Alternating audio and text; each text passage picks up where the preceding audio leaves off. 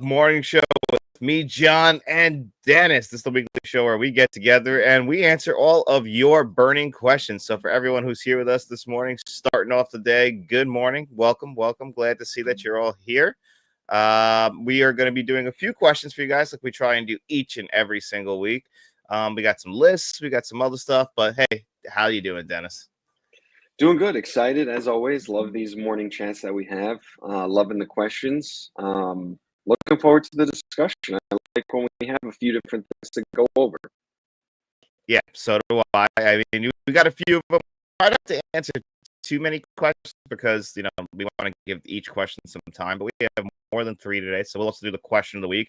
And then, as you guys know, once Dennis leaves and dine, we'll do the digital code giveaway and all that jazz.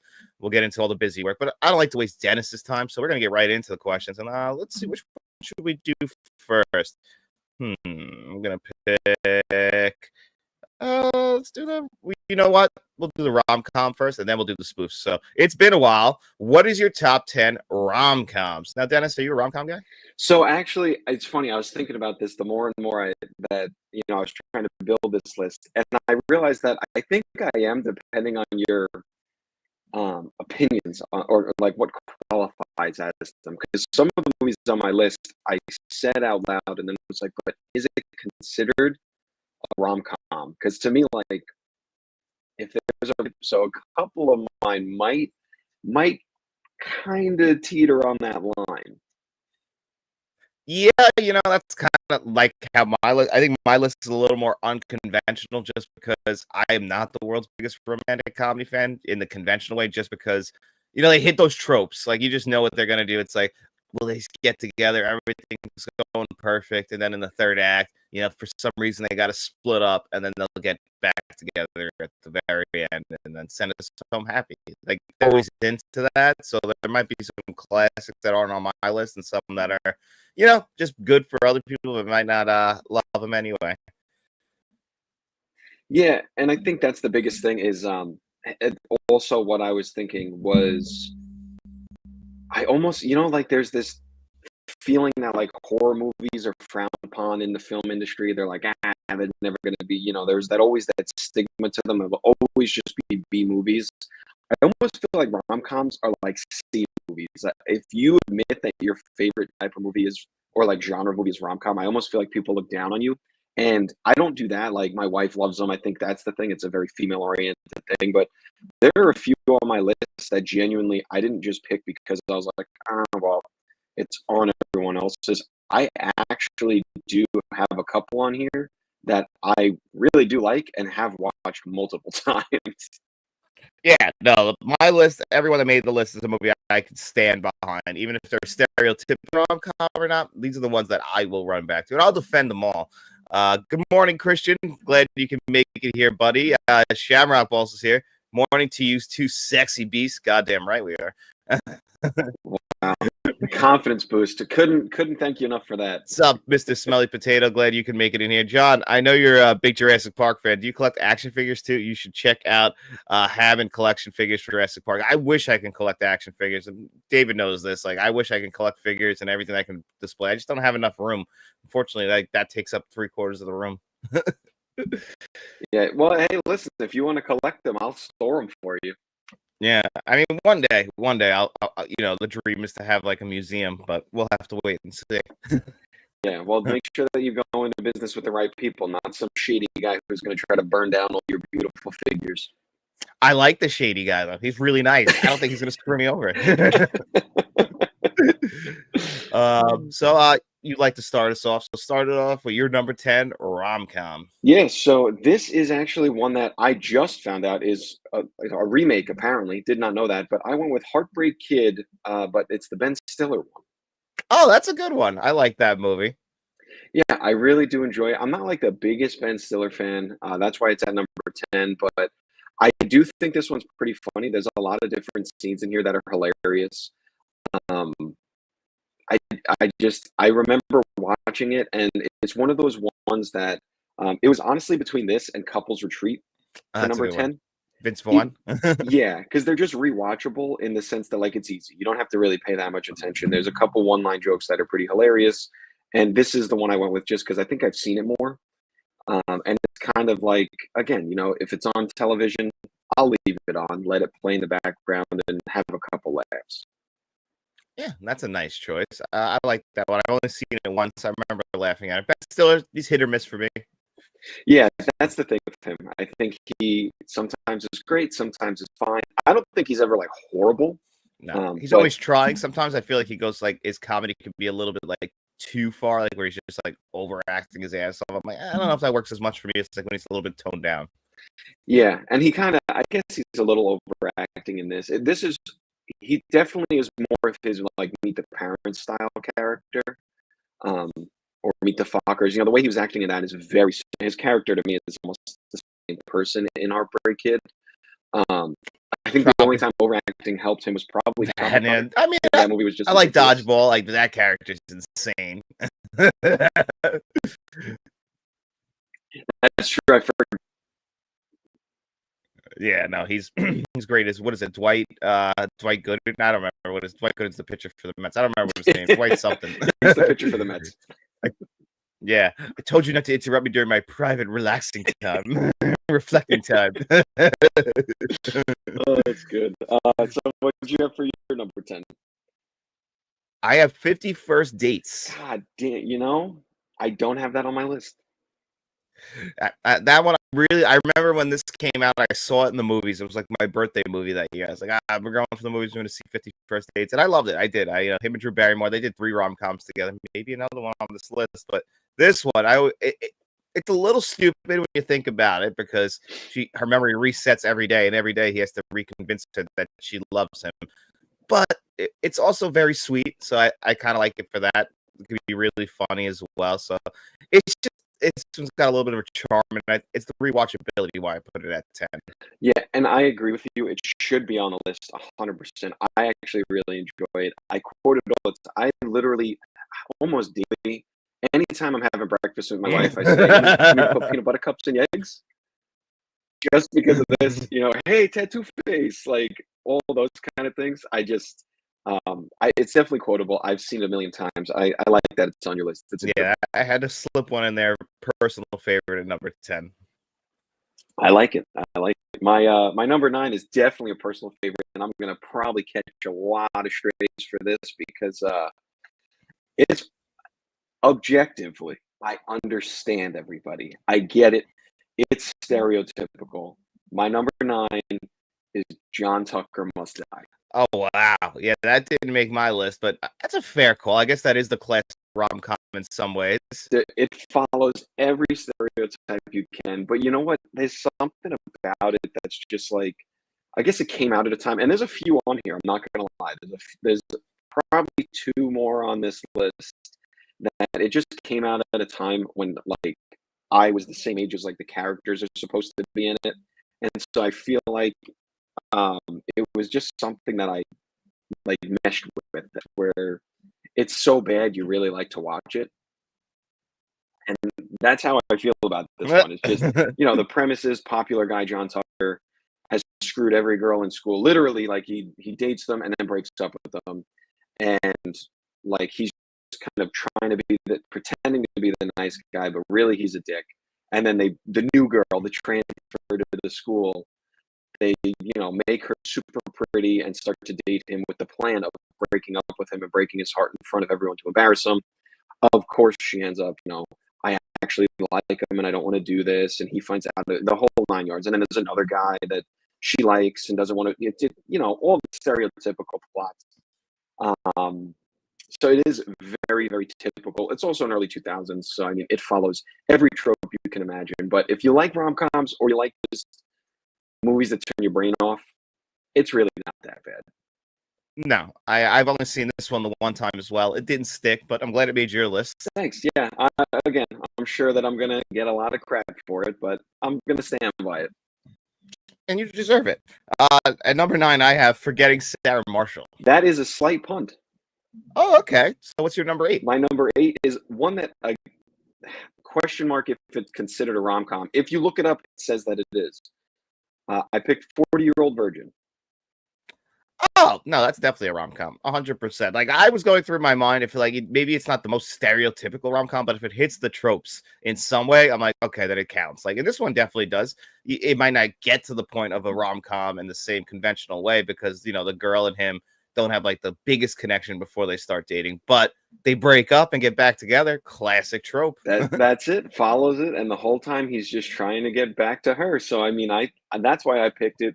Um, like in terms of rom-com, because there is the romance angle. They do, like you said, they break up, have to get back together. There's like in most of these, it's like the cliche taxi and chasing someone to the airport kind of thing. On this one, he's riding his bike, so it's kind of like knocking all that stuff at the end. But I love Steve Carell. I think he's hilarious. And this movie, I mean, early Seth Rogen. There's just there's so much in it that is so funny.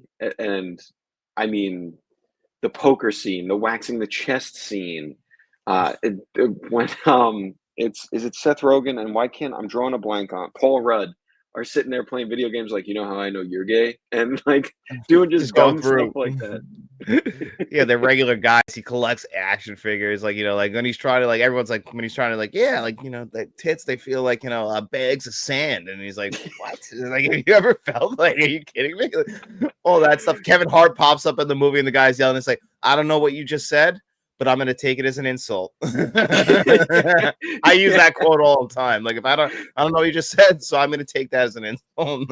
Dude, that's and that's become like a big meme too, where he's like, I don't know you, but your boy pissed me off, so now I'm after the both of y'all. And or when his wife comes in, he's like, "You wrote that she's a hoe for show." And Steve Carell's like, yep, I did. I did. That's me. If I hear Michael Bolton one more time, I'm gonna shoot you and everybody in here. It's just so funny. I mean, definitely more a comedy than a rom-com, but I'm throwing it in there because I just think it's a hilarious movie. Yeah, it's got the sweet moments in there, but yeah, it's definitely more of a raunchy comedy at the other end of it. But it's still got the sweet moments and kind of put Paul Rudd back on everyone's map, I think. Yeah, agreed, 100%.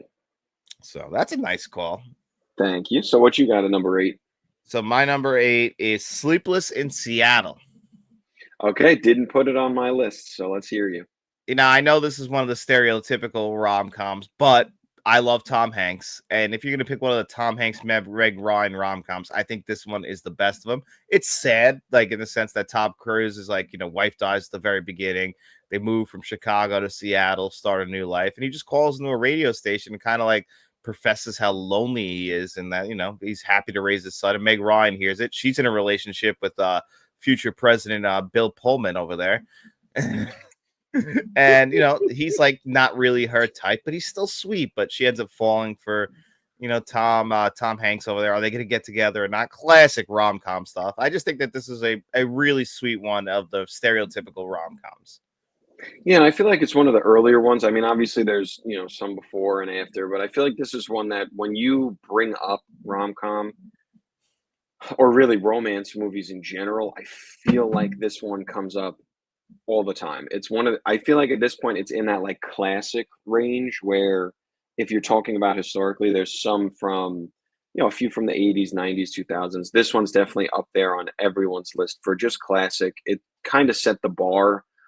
Again, there may be a lot before it. I don't really know the thorough history of this type of film, but it definitely set the bar moving forward after it. Yeah, this definitely is playing with the tropes that were kind of set up in the 80s. Like there's rom-coms from like the 50s and 60s that people love. Like, His Girl Friday, I'm pretty sure is technically a rom-com.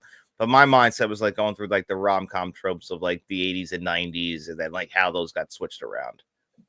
Yeah, and that's why I'm saying, and again, no disrespect to films before it, this is definitely one that comes up. There are a few other in my head that I want to say, I just don't know if they'll be on your list, but there's a lot from the 80s that I didn't put on mine, just because I tried to put some personal flair and put some newer films and stuff, but I definitely, there's a group of them that are like honorable mentions if we don't talk about them, that fall in that same Sleepless in Seattle and that older generation that really, I think, set the stereotype for a lot of the movies that are on my list. Yeah, and that's why I had to include it.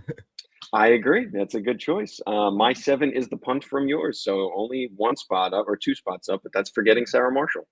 Yeah, it had to be on the list. It started out at like number 4, and then I started adding stuff, and it started dropping. That's why it dropped so low. But yeah, I love this movie. Yeah, it's so funny, dude. Again, it's quotable. It's like I love when he's playing on the after the breakup, he's playing his Dracula song. He's like, "I don't want a psychiatrist." And he's just I know he's just like freaking out. Yeah, he loses his mind. I mean, essentially, that's why he has to go to Hawaii. But the yeah. stuff with Russell Brand when Kristen Bell starts dating him again, and he's hysterical in this movie. He's like when he gets like, "But you know, I got you that shirt." He's like, "Take my eyes, but not the shirt." That Jonah was Hill's good. great in this movie too. Little funny moments. Of course, I'd love to sell you weed, but I'm at my place of employment. You know that because you called me here. When he's trying to give him the mixtape the whole entire night too. He's like trying to leave it for him and everything. He's like, yeah, you know, if you Yeah. can. Like, he's like, he walks in. He's like, yeah, I just went from 6 to midnight. There's some Paul Rudd in here too. I love the certain when he's like they're out on the water. He's like, I don't know, dude. I stopped wearing a watch when I moved down here. He's You like, sound like dude, you're from London.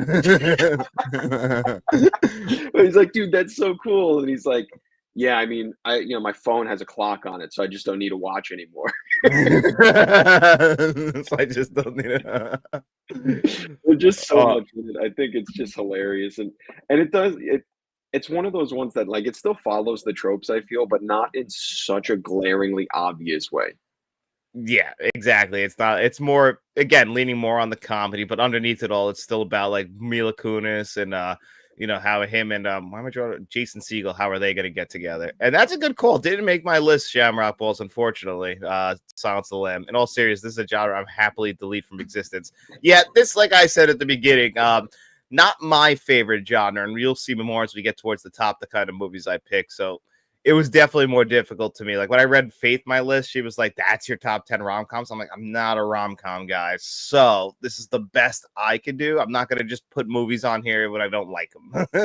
Well, that's funny. So this is good then, because mine's opposite. When I spoke to my wife about it, she was so excited and started rattling off every single one she's ever seen. So most of mine in like the top 5 are actually hers because I went with someone who's a super fan of it, figuring like, all right, this is what like this was the target audience for these movies. So I'm gonna follow that. Oh no, I went the opposite. My wife was like, "Oh, you don't have like just to name a couple like Never Been Kissed on your list." I was like, "No, because that movie to me is dog shit." So no, it didn't make my list. And I'm not gonna. I'm not putting it on there for you. You can go in the chat and you can tell them that you like that movie, but I don't. Yeah, here comes the comment from Faith. You son of a bitch. Yeah, she will, and you know what? She'll get over it. Or I won't be on the channel tomorrow. We'll see what happens. Yeah. All right. So that was my 7. What do you have for your 7? My 7 is actually like a stereotypical rom com that kind of put the genre, made it like famous for the 90s. So when we were talking about the history of the rom com, this one's very famous. When Harry Met Sally with Billy Crystal and Meg Ryan. Didn't put it on mine, but yes, Yeah, like 100%. I like this movie. I thoroughly enjoy it. I enjoy their relationship, how they're going through their entire history, like you know, from the time when they were younger all the way through to the the present day of the movie. Of like, you know what, they finally did get together. Like you just figured they would because that's what the movie's setting up. But all those moments in between are sweet. It's funny the scene in the diner, obviously, where it's like she's getting off. I don't think of anything else now but Daniel Bryan and Kane recreating that scene. That is, yeah, that's fair. I like that. Mr. Smelly Potato Wedding Singer is considered a rom com. We'll talk about that. That will make the list. Yeah, so I Um, had to include When Harry Met Sally because I do love it, and like but again, I always think of Kane and Daniel Bryan. yeah, I mean, hey, that's a good memory, and I do agree. It's one of those ones again. There's a handful of like classic ones I feel like set the bar. And the '90s, I feel like was huge for this. I mean, even like the TV show Friends was really just one long rom com. Oh A yeah, 10-season rom com for Ross and Rachel, kind of. That was they just took the basic stereotype of will they, won't they get together, and just made it a 10-season or whatever amount of season TV show. So the '90s were notorious for this stuff. That is a great point. That really is a stereotypical rom-com where they fall into like the unbelievable how do they pay for these apartments kind of thing. And it's like, will they, won't they? That is a rom-com. And of course, it closes out like a rom-com too, where they get together. Yep. Yes, sir. Crazy. So I had to Um, have it on my list. yeah, 100% agree. And again, when we do these lists, there's a lot of like more classic stuff I won't list because I'm confident that you will. Um, because I know that you have, and like I said, it worked perfectly for this one because we took different approaches. You went the more your personal flavor. I went more what are like nostalgic ones and the target audience liked. And a lot of them are really new. So people are going to be so pissed off. But you know what? People are probably pissed we're even talking about rom coms. So I'm having a good time with it. Yeah, it's definitely a weird one for us to be tackling. But again, that's why I kind of like maybe I can give people some rom-coms they weren't expecting or didn't think of rom-coms as. Yeah. Yeah. So I have at number 6, another newer one. Um, How to Lose a Guy in 10 Days. Oh, so this is one that I argued with Faith about. She's like, "When was the last time you watched How to Lose a Guy in 10 Days?" I'm like, "It's been about 20 years." I'm like, "This one's good. I like this movie, but it's not making my top 10." But I'm glad it made yours. How dare you? How I could know. you do this? And I love First, Matthew McConaughey. Don't get me wrong. I love him. I was gonna say it's got Matthew McConaughey in it. Come on, you got to give the guy some credit. I mean, listen, the premise is absolutely ridiculous. It's one of those classic like, and there are a lot of ones I left off, and a couple more coming up that follow that typical trope of oh, I'm gonna pretend to fall in love with someone, and then I actually do fall in love, but then they found out I was pretending, and now we're not gonna be together, but now we're gonna be together. Like it's so typical, and that's what this one follows too. But there's so many scenes that are so funny, and having some of the relationships I had in my past life, the way, and I can't remember the actress's name, but the way that she portrays the crazy girlfriend, I just kind of like almost nervously laugh the whole time because I'm like, I definitely had someone like that. You might have had it a little bit even worse. Yeah, yeah. So there's like when he's got guys night, they're all playing poker, and she comes over and just storms in and throws the dog at him and starts cooking and like, and she starts screaming and crying. I'm just like, oh god, and I start to twitch a little, but it's like in a funny way because I can look back on it lighthearted now and be like, ha, yeah, I get it. It's just another life experience. Yeah, that's all. So I feel like had to put it. Also, Matthew McConaughey. I mean, just a great dude. Yeah, he's always good. He's always sharp. Listen, there's a rom-com that I see get shit on all the time, and I remember watching and thinking, this one's not that bad. It's The Ghosts of Girlfriends Past that Mhm. stars Matthew McConaughey. Just saw it on a cable like or HBO one night, and I was like, this is actually pretty good. It's him and Michael Douglas. I haven't seen it since, but I remember I enjoyed it that night.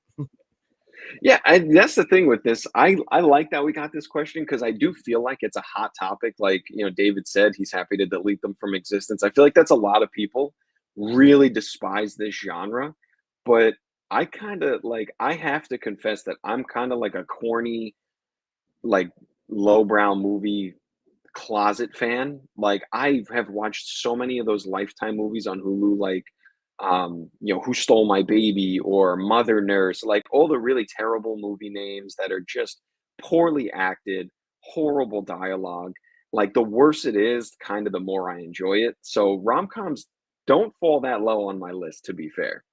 That is fair. Like when I saw the question, I was like, I don't want to do rom-coms, but I understand that other people do. Like I like it's weird. I guess maybe it's the romance aspect because I like sad, cheesy, schmaltzy, melodramatic movies. But I guess maybe just not the romance aspect of it. Maybe I'm just not a romantic. I don't know. Yeah, I guess not, dude. I don't know. I like them. I think it's a good question. Pushes us outside our comfort zone, and I don't know. I had a good time making this list because some of these too, like honestly, are just nostalgic because I haven't seen it in like 15 years, but I remember watching it as a kid. And whether you actually understand what's going on or not, like it just has that special place. Like I was only this year, this amount of years old when I saw it, so it kind of has a special place. Fair enough. Fair So enough. that's brings us to your number 6. And my number 6 is going to be the first one where someone's going to say, "Are you kidding? That's not a rom-com." But I'm going to put it on here anyway because it still has romantic tropes and the movie's kind of funny. So, Eternal Sunshine of the Spotless Mind.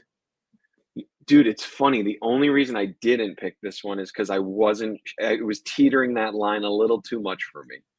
Yeah, and I get that, but I'm also like, you know what? It hits the tropes to where they break up, but we get to see their relationship in reverse. Like we get to see the happy times like at the end, and then we realize like, oh, we appreciate how good it was. And even though they get their memories erased, they're still like connected to each other. So even though they both don't remember each other, it's gonna just start up again. But you know, the romantic aspect between Jim Carrey and Kate Winslet is great. Also takes place on Long Island. It's a mind bender of a movie. But one of the saddest moments in this movie is like when it's just in the waiting room. It's not even about a romance. It's when there's a lady in the waiting room and she has a box of stuff and it's like all the stuff of her dog. So she's clearly trying to forget her dog because of the pain of him passing or her passing. And I'm like, Yeah. that hits because I know that pain and I don't ever and I get wanting to erase it. Yeah, no, 100%. And I think that's really like it's a good movie and it hits a lot of different areas, but that's the only like I said, the only reason I didn't put it on here is because I tried to go more on the heavier funny side. And this one definitely hits a lot of heavy, heavy topics in pretty serious ways. I do understand why you put it on here. I understand why other people would too. It just, like you said, the whole thought of erasing those memories and um I don't know. It's a little bit of a heavier film for me. That's the only reason I didn't put it on my list. Oh, yeah, it's definitely on the heavier side, and like the comedy aspects are, more of like a dark comedy aspect to it. Yeah, but I respect the decision. I like it, and like I said, it almost did make my list because it is just a really good movie. Rom-com, that's a depressing movie. Very depressing. But David, you of all people should know romance can be depressing at times. Yeah,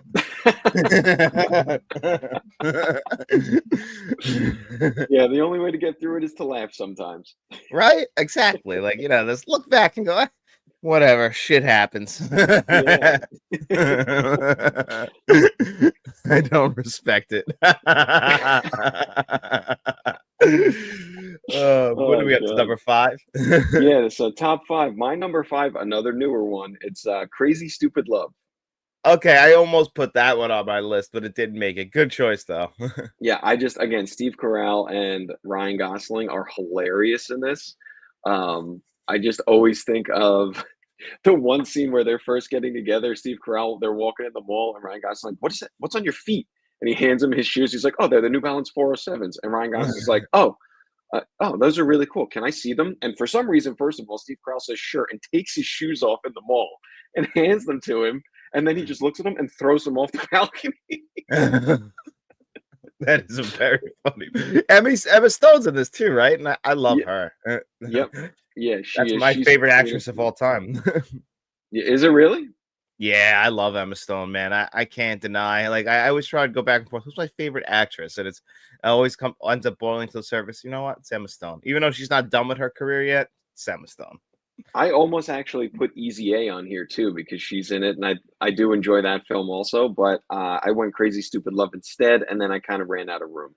Oh my god, I forgot Easy A, and I have that Blu-ray. I love that movie. That's a good choice. If that would have made your list, didn't make mine, Yeah, unfortunately. If that's a good call, that would have been a good honorable one. mention, Easy A. Yeah, Easy A. That's a great. That reminds me of my like that came out the year I graduated high school, and it's a high school movie, so it really like rings a bell.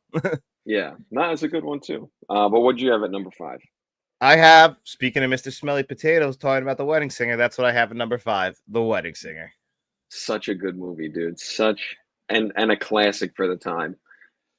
This is actually my favorite Adam Sandler movie out of all of them. Like this one, like even though it is a classic rom-com, it hits the tropes of like they break up, then they get back together, like literally with the big finale on the plane. It hits it all. But for me, it's all the big laughs in between that make this movie, and of course, taking place in the 80s. It's gonna check a lot of boxes for me. But like insults in this movie that I still use every day, like when the guy's like comes up to him, he's like, that's great. Why don't you go get drunk and drive home?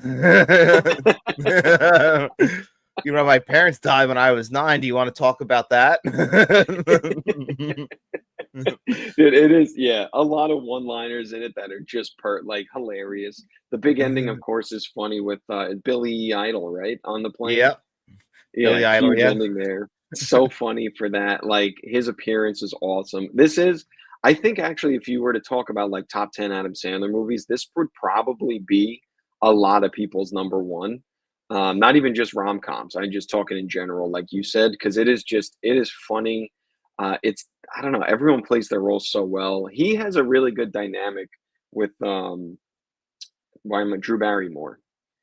Yeah, They have, she's like, just so such a good sweet and dynamic. cute in this movie. Yeah, and it plays well, and it's one of those, like, when you're watching it, you don't feel like, "Oh, I'm watching a rom-com." Like, you're No. watching Adam Sandler movie that just happens to follow that kind of progression. Exactly, like, the basic structure of it is a rom-com, but, you're really there to care about all the stuff in between, like, him, like, doing the road test with the girl, he's like, "He's the only limo driver in town, you're gonna hire him." He's like, "Yeah, I just like to mess with him," and then he's like, "What happened back there? Those could have been people at our wedding. They were cones." Like, like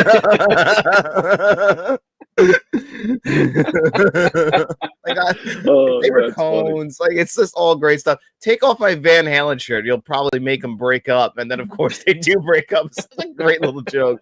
So Christian's got good taste because it's his favorite one. Yeah, like I think let me just look at my top five. That might no, my next one is definitely more of the classic structured rom com more than this, but that's one of my personal favorites. I love that movie. Yeah, no, that's a good choice, and it definitely belongs on there. Might be number 1. My top 4 are primarily influenced by my wife. I do also like them for the nostalgia, and for personal flair, but I definitely could see why Wedding Singer would be number 1 on a lot of lists. Yeah, it hits the trail. So also, if you love Adam Sandler, you'll love it. Yeah, 100%. So my number 4 is one again, dude, I people are gonna start commenting on these that you should kick me off the channel. My number 4 is Mean Girls. Oh, that's one of my wife's favorite. That is her third or fourth favorite movie, so that's a fair choice. I listen, I'm gonna say it. I think it's hilarious. I Oh, Mean actually like Girls it is myself. hilarious. I like Mean Girls too. I just didn't think of it as a rom com. That's why I didn't put it on my list. That's a good choice, though.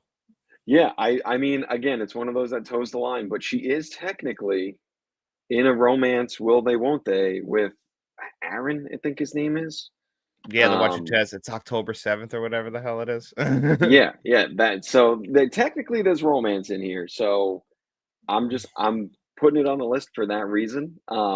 Maybe it doesn't qualify. I think it does.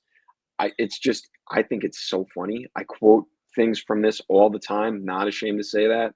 One of my favorite scenes is when they're all confessing in the gym for some reason, and that one girl just is crying and she's like, "I wish that we could just all be friends." And then the one guy yells, "She doesn't even go here." I know.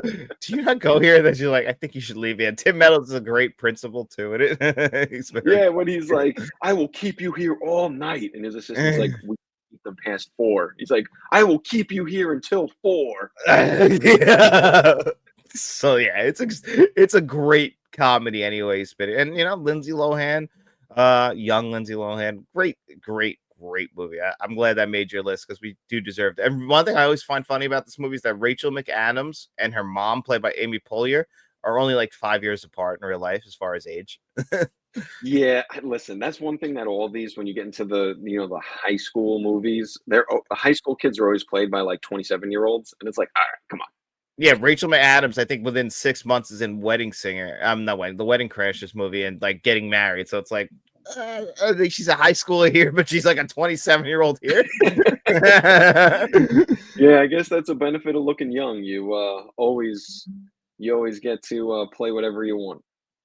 Yeah, exactly. That's one thing that you get really lucky about, or you just make us believe. 500 Days of Summer and 13 Going on 30 didn't make my list, but those are good choices. 13 Going on 30, especially. Yeah, I enjoy 13 Going on 30 for sure. That's a really good one. That is a good one. My next one at number 4 might surprise you. I mean, maybe it won't because this is your classic rom com. I think this usually tops a lot of lists, actually. And that's Pretty Woman. I didn't pick it, but I do yes, it almost did make mine. Yeah, Pretty Woman, I had to pick it. It's your classic tale of a prostitute who gets scooped up by a rich guy played by Richard Gere in this movie, who just, falls head over heels for just willing to pay her fee, more than her fee, I think, just to hang out with her for a couple of days. And of course, end up falling in love with her. But, is it going to work? We'll have to wait and see. Then we get another classic thing, just like The Wedding Singer, the big closing scene.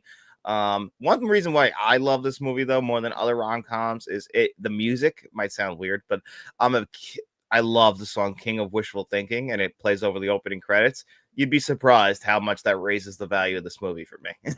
That's it. Opening credits too. So they played that song, and you were like, "This is the best. I don't care what happens." I love King of Wishful Thinking. And if you like that song, there's a Jimmy Fallon and Paul Rudd recreating the music video online that I watch probably once every 2 weeks just to cheer me up.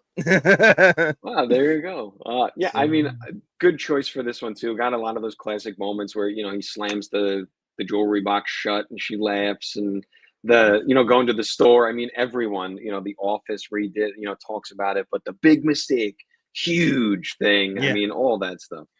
Oh yeah, definitely. Like that's been spoofed so many times, even in Always Sunny in Philadelphia. Like like where you just think that somebody's got to be poor, then like, oh look at that, I do have money. Yeah, it's like, yeah, fuck that guy.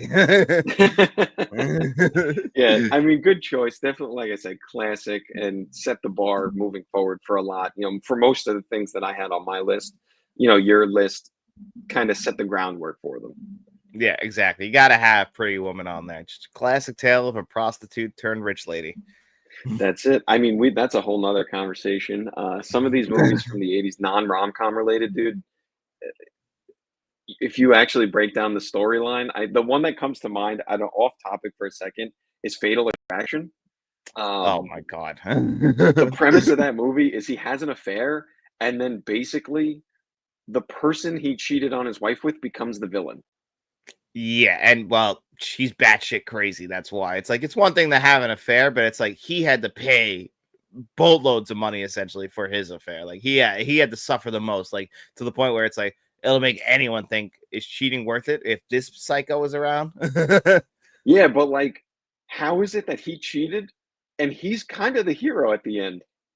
Because she killed the bunny. That's it, dude. Animal cruelty makes you immediately the worst person in the film. Yeah, but she left it on the stove. Yeah, that's true. Yeah. All right. All right. I kind of get it. I get And she it. took the girl to the amusement park.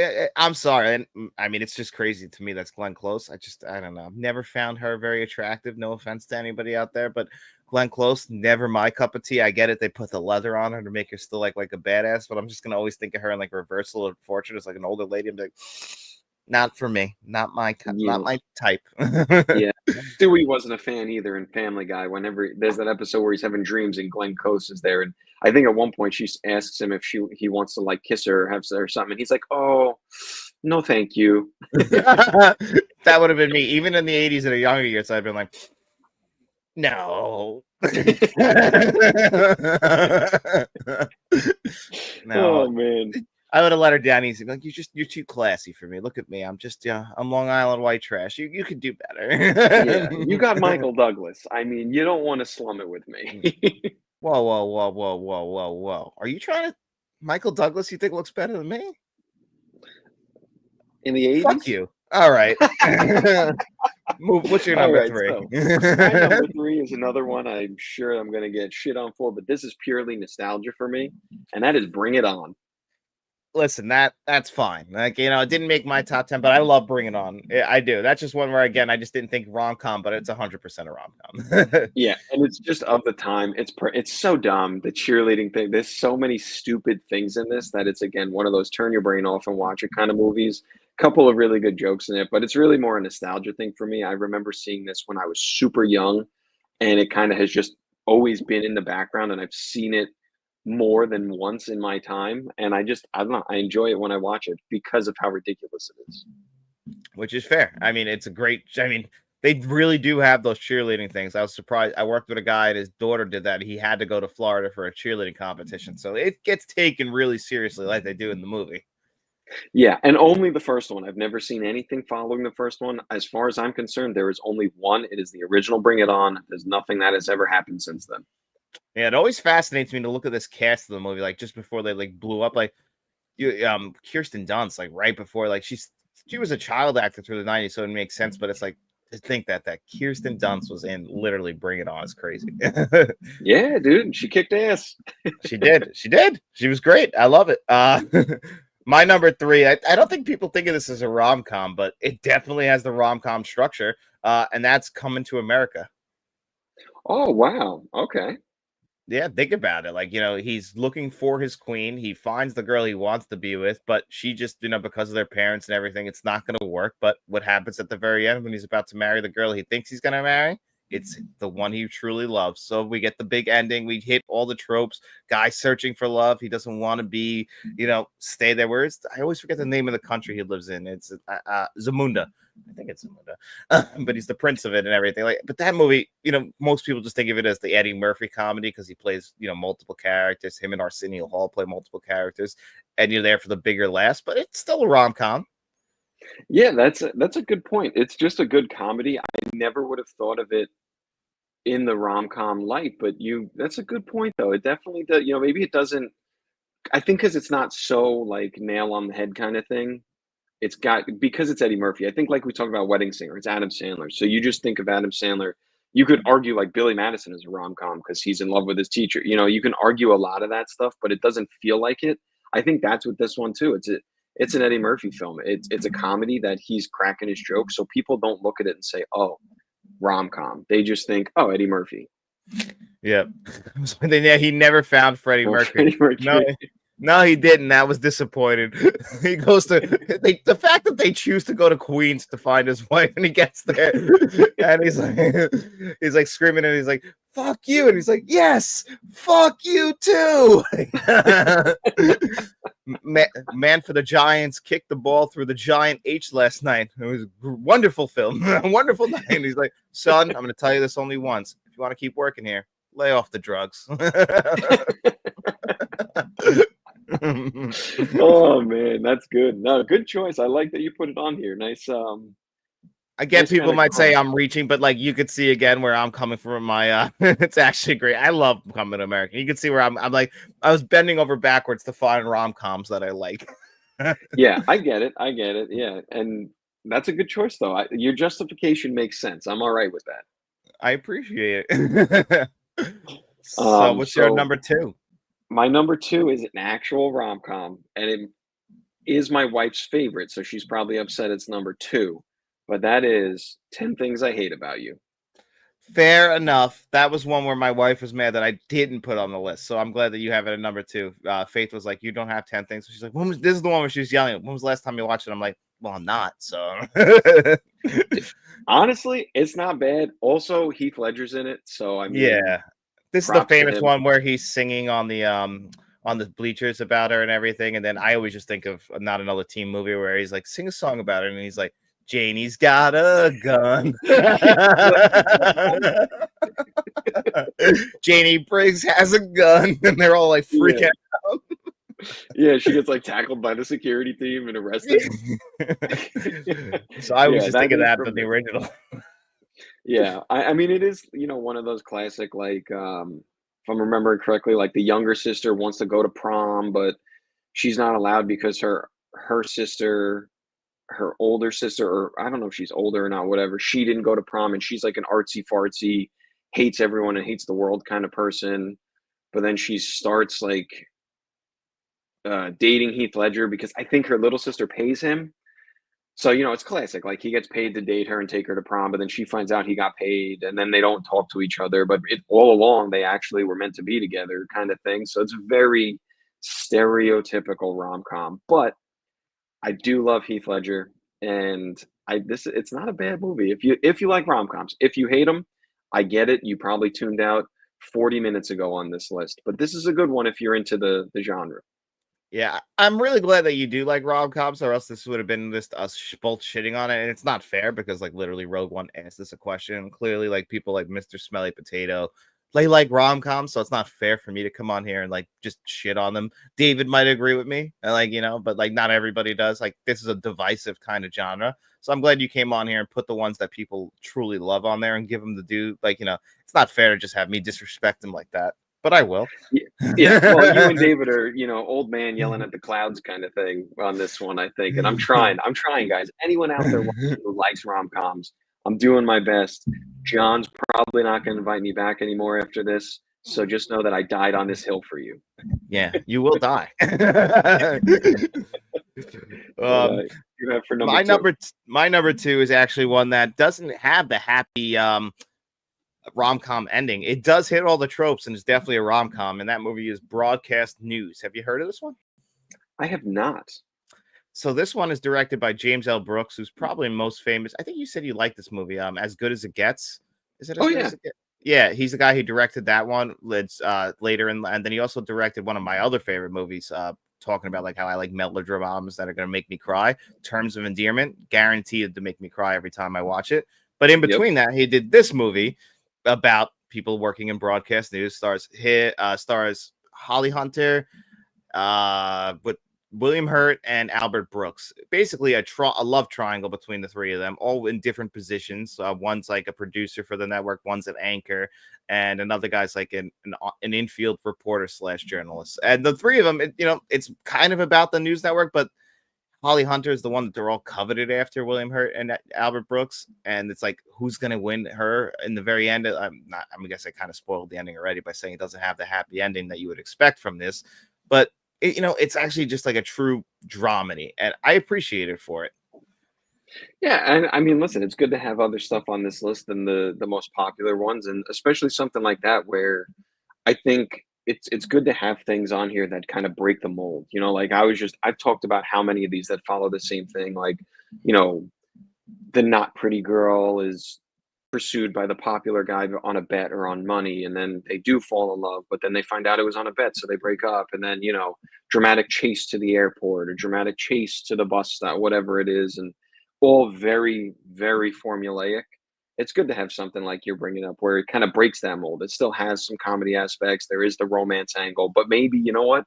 Maybe the guy misses the flight and the girl flies away and doesn't get with him. Yeah, like it literally hits all the tropes of all the other rom-coms, but it's like I guess purposely trying to be a little bit unconventional with it and like maybe like take it to a more like elevated tier of like intelligence where it's like it's not trying to be as obvious. I mean, just all the actors in it, but it still moves along like because it's James L. Brooks is one of the guys who made The Simpsons, so it still kind of moves along very fast and like a sitcom almost. It's weird, and Jack Nicholson's in it. Oh, all right. Well, it already gets a boost for that. I love that guy. Yeah, Jack. Oh my God, one of my favorite. I mean, Jack Nicholson's in I think every James L. Brooks movie. He's also in Terms of Endearment and As Good as It Gets. I think he must like the guy and does like favors for him or something.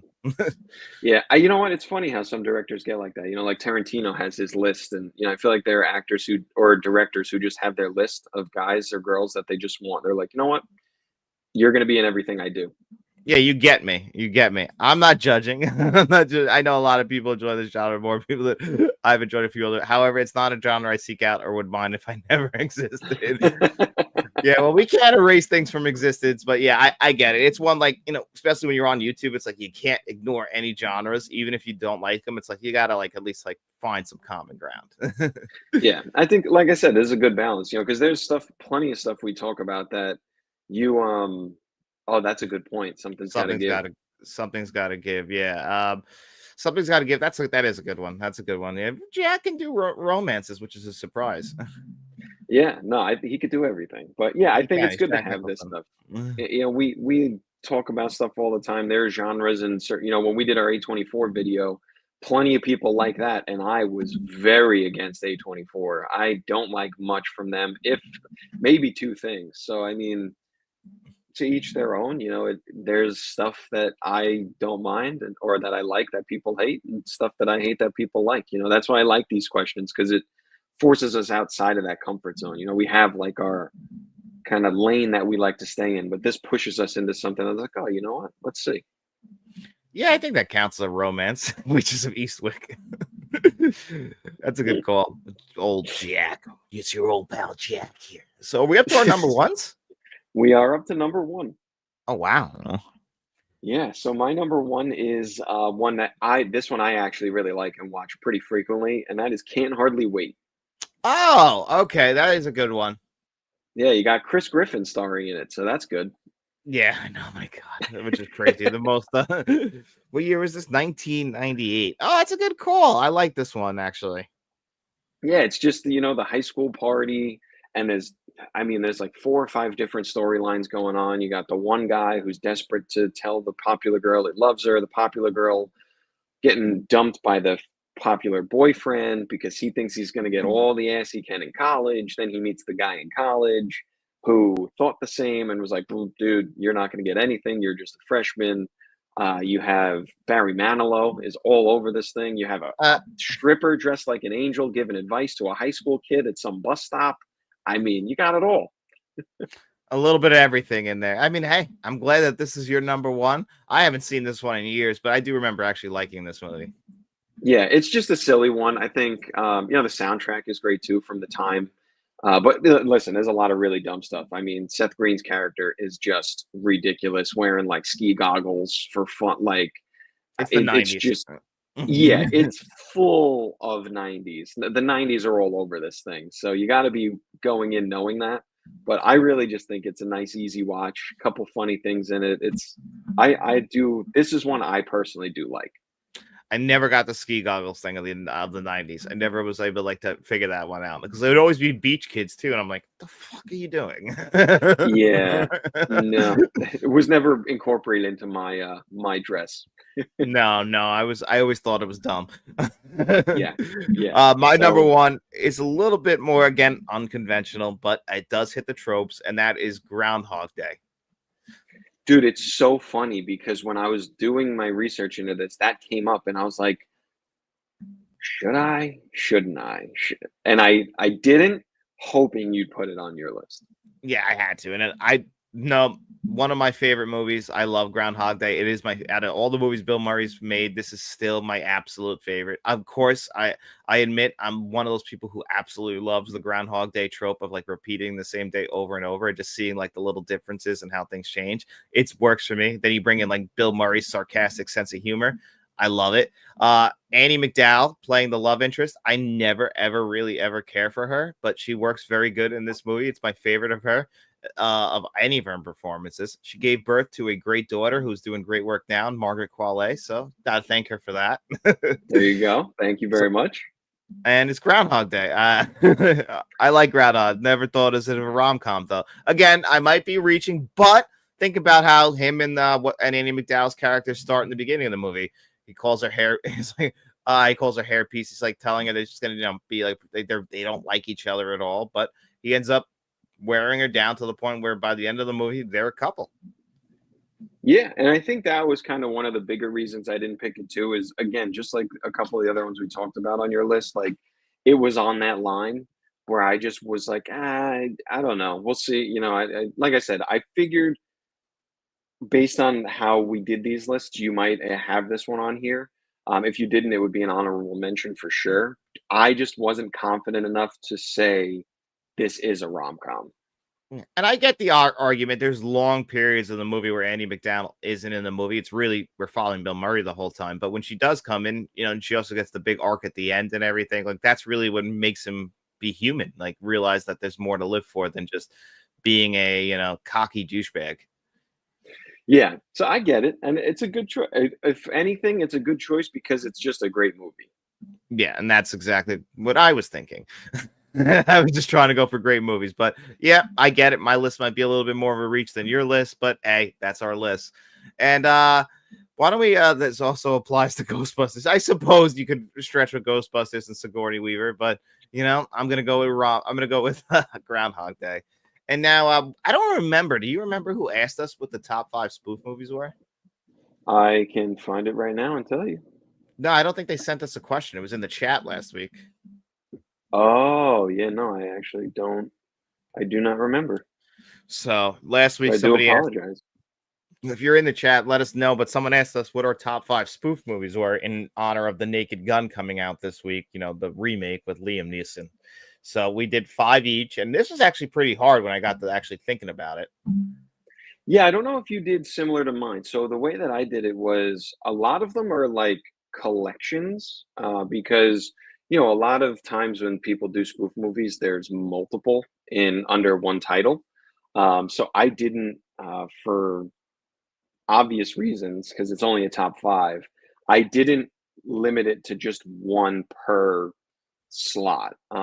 And it'll make more sense as we go. I mean, starting with my number five, I just put Monty Python. That's fair. I mean, I get it because, like, it's really hard to pick. Like, you got the whole Monty Python group. You got all the Mel Brooks movies. I get that. Like, so you pick like whatever one. Which one is your favorite? Is it Holy Grail? Yeah, so that was where I was leaning a little bit. Again, the only reason I didn't like pick an actual like one film is because I feel like they made so much, you know? And in particular, um, God, I'm drawing who you just said the direct why am I drawing a blank on this? Monty Python, like in the Holy Grail. John Cleese is in that. Terry Gilliam, they're the part of the Monty Python group. Yeah, no, what you said Mel. Mel Brooks. Yes, Mel Brooks. I don't know why I could not get Brooks. Yes.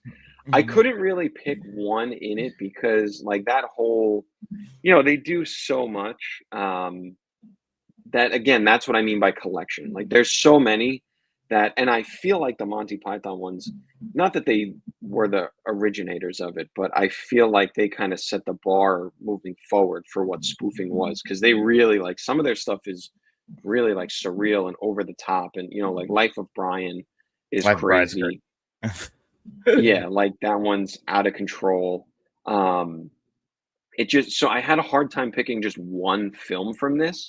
So that's why I just said basically all the mine. The Holy Grail is also something, hilarious. Life of Brian, hilarious. The Meaning of Life. Like there's a lot of movies that they made that were they kind of just did the spoof thing. Not that again, I don't know that they did it first, but I do feel like they set the groundwork moving forward. Yeah, I would say them and Mel Brooks were like the ones that really started the spoof thing going forward. And then the Zucker brothers obviously got really into it in the 80s. And then Keenan Ivory Wayans in the 80s as well. Yeah. Yeah. So that's why I went with number 5. What'd you have? Number 5, I actually have the original Naked Gun starring Leslie Nielsen.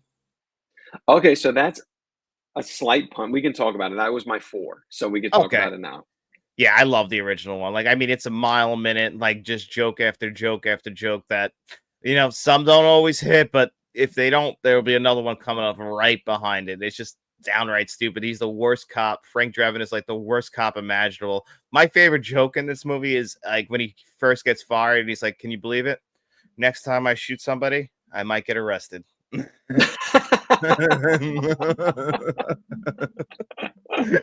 Oh god, yeah, that's funny. No, I agree with you 100%. There's a lot of lines from this though too, like, yeah.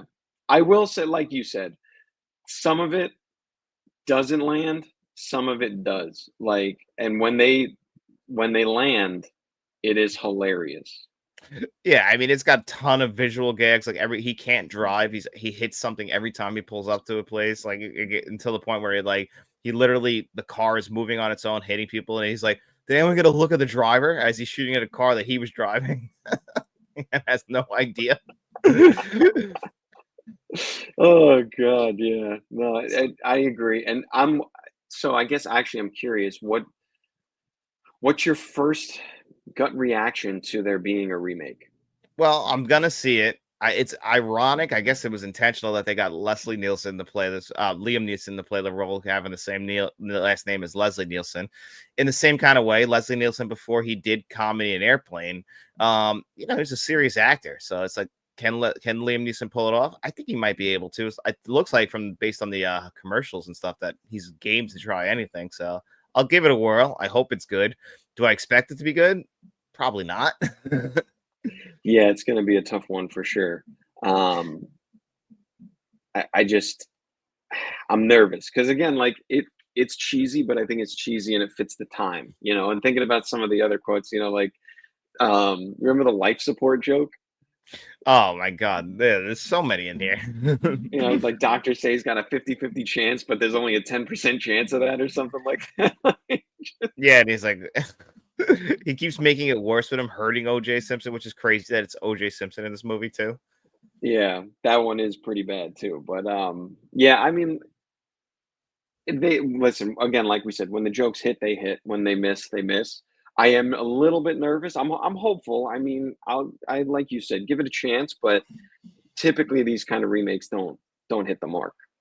No, usually not. I mean, the thing that we're actually getting a studio comedy released in theaters, though, you want it to be good, but we'll just have to wait and see. Yeah, 100%. So that would be, I So think, that was your 4, so we're on my 4 now, yes, right? yes, year 4. So my number 4 is Scary Movie. That's a punt. Okay, fair enough. What's your number 3? My number 3 is Young Frankenstein. Oh, that's a great one. Oh my god, Mel Brooks? Yep, I had to go with it. I'm surprised. I feel like we spoke a while ago, and you mentioned that this is one of like your favorites. It is my favorite Mel Brooks movie. This was a very hard list to make, actually, and I watched like Hot Shots last night to see if that would make it, because if this was a 10, Young Frankenstein would probably be like 6. But I was like, I don't know what to put. Like I have 2 on. I also left another one off. I doubt it'll make your list, but like I was like, is this a spoof or not? I didn't want to have 2 of like the similar things on here, so I was like, I left that one off. But yeah, I mean, I love Young Frankenstein. It's it's a spoof of all the Universal monster movies. It's shot on similar sets. Yeah, and that's I think why it's high up on my list too. Like the Universal monster movies, I love. So to spoof those, it's and it's done so well. And again, Mel Brooks, kind of one of the first, not the first, but again, like really set the bar for what, like, this is how a spoof movie is made. And this is one that I think he kind of hit everything. He hit every mark he was going for, and it was just done so well. I couldn't not put it in my top 5. Now, Dr. Frankenstein. Yeah, I just, yeah, I'm surprised again, very surprised you did not put it on your list. No, I mean it's tough. Like, when we do 10, it's a lot easier. 5, you're asking me to like literally pick my 5 favorites of all time in this genre. And I truly love spoofs. Like I every time one comes around, I feel like my mileage with them is a lot further than other people are. Like other people are like off the bandwagon quick. I'm like, we need more spoof movies. I think it's like one of the funniest things you can do is to make fun of other movies. Yeah, no, I 100% agree. And like, there's some, I mean, obviously there was that period of time they went crazy with like Disaster Movie and Not Yeah. Another Teen Movie. And like they really, really were just pumping spoofs out every other month. And they were done like, okay, another and another and another. But when it's done right, it can really be a great movie. Yeah, and that's the thing with Young Frankenstein. It's just genuinely a good movie. Yeah. So So that's that was why. my 3. What do you have for? My number 3 is MacGruber. Oh, wow. I didn't put it on mine, but good choice. Have you ever seen MacGruber? I have, yeah. Now this movie, it's hysterical. I love this movie. I've always gone to bat for it. It's funny too, seeing all the wrestlers of 2007 in the movie. I always think that's funny. And then he kills them all, blows them all up, and he's like, guys, and he's like, he cuts to him and is like, those are some beautiful eulogies today. It's like, I could have dealt without the colorful language. Well, I'm really fucking upset about it. All right. Oh god! Special shout out too to Michael Scott in The Office. Remember the Halloween episode? He dresses up like him. Like McGruber, it's Yeah, ridiculous, which is funny because I think there are some overlapping characters between the movies too, which is the only time like I like Ryan Felipe, because I usually hate Ryan Felipe, but he's yeah. actually really funny in this movie. And like in the scene where like you think he's dead, where McGruber used him as a human shield, and he wakes up and he's like, "Oh wow, how'd you know I had a bulletproof vest on?" He's like, "Oh yeah, that's right." He's like, "You tried to kill." He's like, "No, I didn't." He's like, "You did."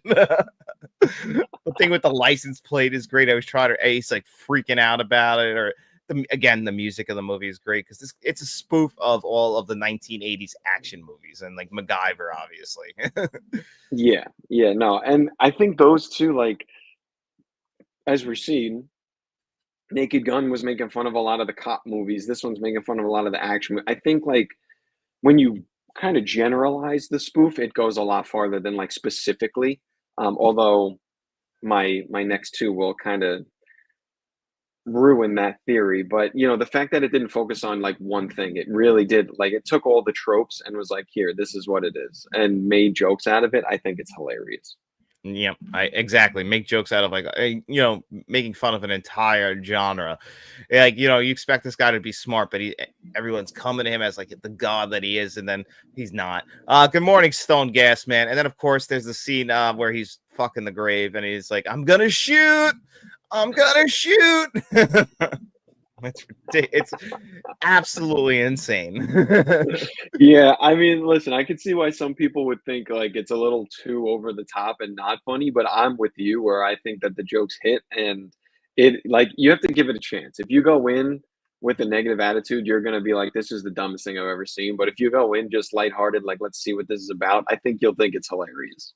Yeah, I mean, listen, there are some very dumb, low-hanging jokes in this movie. I mean, we get Val Kilmer in here playing Vita von Kump. So, like, obviously, I'm gonna go pound some Kump. And I'm like, like, obviously, we know what he's saying, and it's dumb, but do I laugh?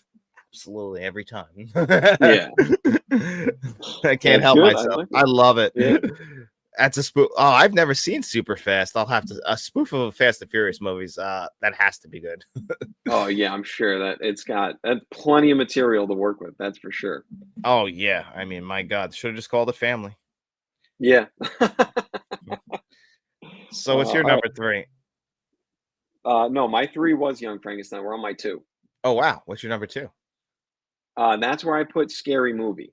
Okay, this used to be my number one, and then it's kind of dropped a little. I kind of want to separate my one from my five because they're the same director, which is kind of a spoiler. But yeah, that's why. But this one's a classic, and honestly, this is I just recently watched. I Know What You Did Last Summer, like because I Mhm. hadn't seen it in years and I never really liked it, and then I watched it. I'm like, that's why I don't like it because Scary Movie ruined this movie. Yes. Now, caveat to this, I do like, pretty much all the scary movies, but if I had to pick, I don't know which I'd pick, Scary Movie 1 or Scary Movie 3.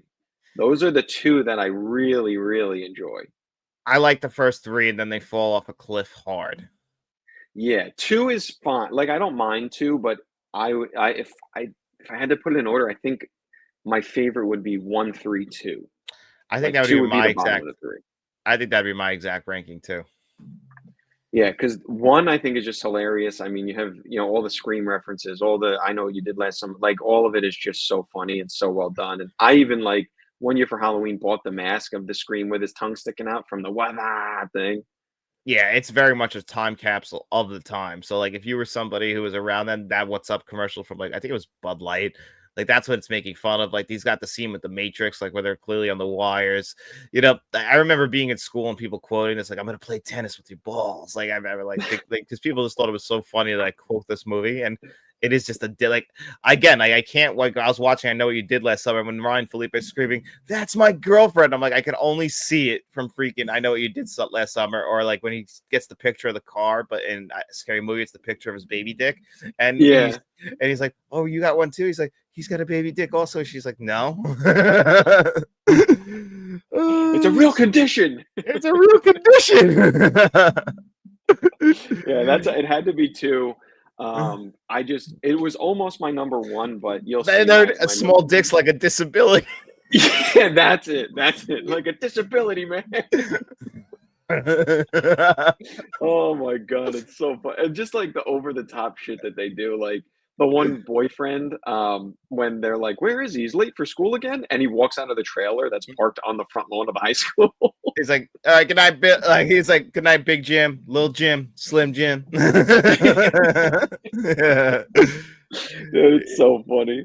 My favorite though in that is when, Doofy, the brother, the sister's like, or he says, "Mom told me you're supposed to, or told you you're supposed to treat me like a man of the law." And she's like, she also told you to stop sticking your dick in the vacuum cleaner." Yeah, and then later that pays off when he's walking. He's like, "You're not supposed to bother me when I'm in my room," and he's got the vacuum with And him. it's turned on. Yeah. Oh, dude, just And so then the much of it is ending, so funny. I saw this movie before I saw The Usual Suspects. So when they do the big reveal of it, like, Dewey's not an idiot and he's actually smart, and like it's been him the whole time. Like, I saw that before I saw The Usual Suspects. So when The Usual Suspects pays off, and it's the same ending. I'm like, oh, Scary Movie did this. There you go. Full circle moment. So yeah, it was almost my number 1, and it's close, to be fair. It is really close to being number 1, but had to give the edge to the other movie, which we'll get to in a second. All right. Well, my number two is Dewey Cox, Walk Hard. Wow, you know what? I didn't put this one on there, but that's a good choice.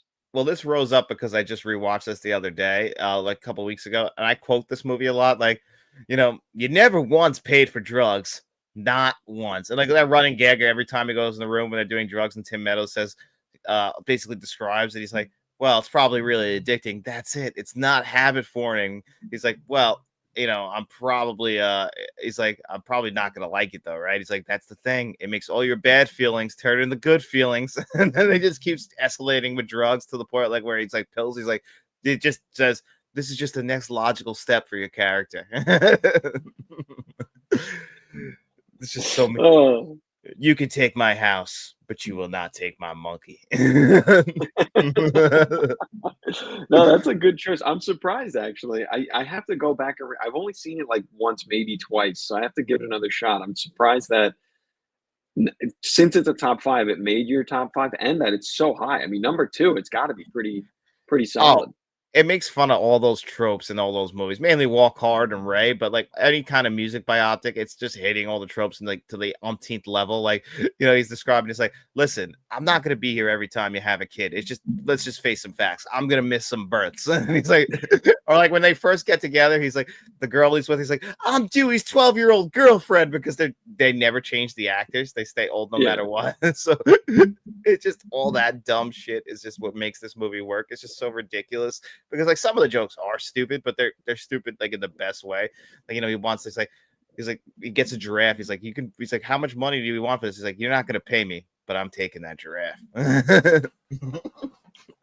Yeah, I think that's the thing, like with spoofs that make them so funny is the more over the top, but like the closer to reality. I think like all the spoofs that Family Guy does too, where they make fun of Star Wars and all these other movies and stuff. It's like, yeah, the jokes standalone probably aren't that funny, but when you actually compare them to the things that they're making fun of, you're like, oh my God, that is so true. And that's what makes it hilarious. Like the actor thing that you said, the age, like I'm 12-year-old girlfriend. Like, you stop and think about it and you're like, ha, in the real movies, that is what they do. That is what they do. So they change the actors, and it's just getting more and more ridiculous. And like, there's the joke is like always in these movies, like telling him you're never going to be successful, and she's like hanging up the phone. She's like, "You're never going to be famous." He's like, "What are you talking about? I have a number one hit song on the radio right now." It's like trying to describe. And then they get married, and he marries the other girl. He's like, "You can't have two wives." He's like, "Yeah, I know that." And I'm real sorry about it, but I just thought I was doing the right thing. Oh, Oh my no, god, yeah. definitely made me have to go back and rewatch that. Not Another Teen Movie is a good call. Stone Gasman didn't make my list, but that's Chris Evans, a very young Chris Evans. Even the guy who stars in How I Met Your Mother's in it. That's the classic tropes of like the hot girl just has glasses on and like she takes them off and everyone's like, oh my god. Yeah, yeah, actually spoofing the rom-coms and everything that we just talked about. So that is a good call. I like that one. It probably would have been on my list if, like you said, if it was a top 10, but being five, I feel like I had to really, really hone it in. Yeah, exactly. It's tough to just pick one. Yeah. So my number one, and again, this is one of those one that's like a collection, because I couldn't really pick, but I had to put it Austin Powers. Those are great. I don't know why I didn't put them on my list because those are 100% spoofs of the James Bond films. Yes, and until you get to Goldmember, they are hilarious. I mean, you can't everything about them, the steamroller kill where the guy's standing there like he's, in a super fast car, but he's going like, I don't even know, half a mile an hour. And the guy's like, no, for like Hey, 5 minutes. and he's like telling him, move, move, move. And he's just like, stop. Yeah, that the U-turn with the cart in the hallway where he's just constantly like, oh, backward, forward, And he looks backward. back every single time. Yeah, all those jokes are just, or the blackjack table too in the one That's my film where favorite. he's at like 20 or something like that, right? Or 21, and he's like, hit me. No, he basically what it is the other guy, number two, does it. And he's like got like 18 or whatever. And he says hit, and he gets to blackjack, and it's like, oh wow, that's crazy. And then like, they get to Austin, whose cards are a 5 or something like ridiculous. There's no way. It's like it'd be smart for him to hit, and he's like, I'll stay. And the guy's like, I suggest you hit, sir. And he's like, I too like to live dangerously, and then he loses immediately, and he's like, like it was a surprise. That's so funny. And then the penis enlargement pump is like, oh, that's not mine. How about this? She's like, that's not my bag, baby. How about this for Austin Powers, a book, one instruction manual, how to use penis enlargement pump. this type of thing is totally my bag, baby. And he's like, right. Like, not gonna pull that one off. I mean, Dr. Evil's great in this movie too. Like the therapy scene with him and his son when they're in therapy, and he's like describing, he's like, my childhood was pretty normal, you know. My dad used to say obscene things like he invented the question mark. Like, what? Oh yeah, dude. So that whole like monologue is hilarious from that. So much of the Dr. Evil stuff is funny when he's like, for $1 million, and everyone laughs at him, and they're like, "Sir, it's been a long time. That's really not a lot of money anymore." He's like, "Oh, okay. How much do we ask for?" And he's like, I was like, you guys got to tell me this stuff. I've been frozen for 30 freaking years here. Yeah, I just feel like that's one, especially given like, when we grew up, I feel like they were real that's when they were coming out and they were huge. So that's why it's my number one. I just think as soon as people say spoof, I think Austin Powers.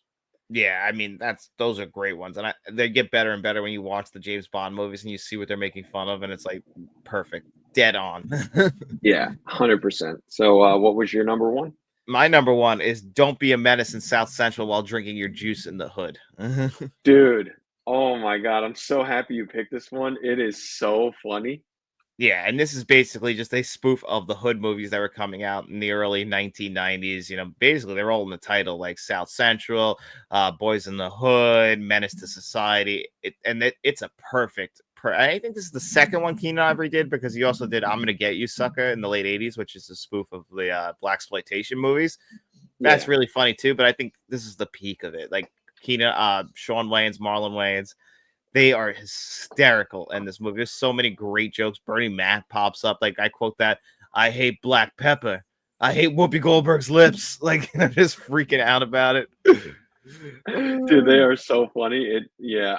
This one I'm so happy that you picked. It is literally I also love all the like Boys in the Hood is one of my favorite just movies in general of all time. So to watch this one, I was like, that is hilarious.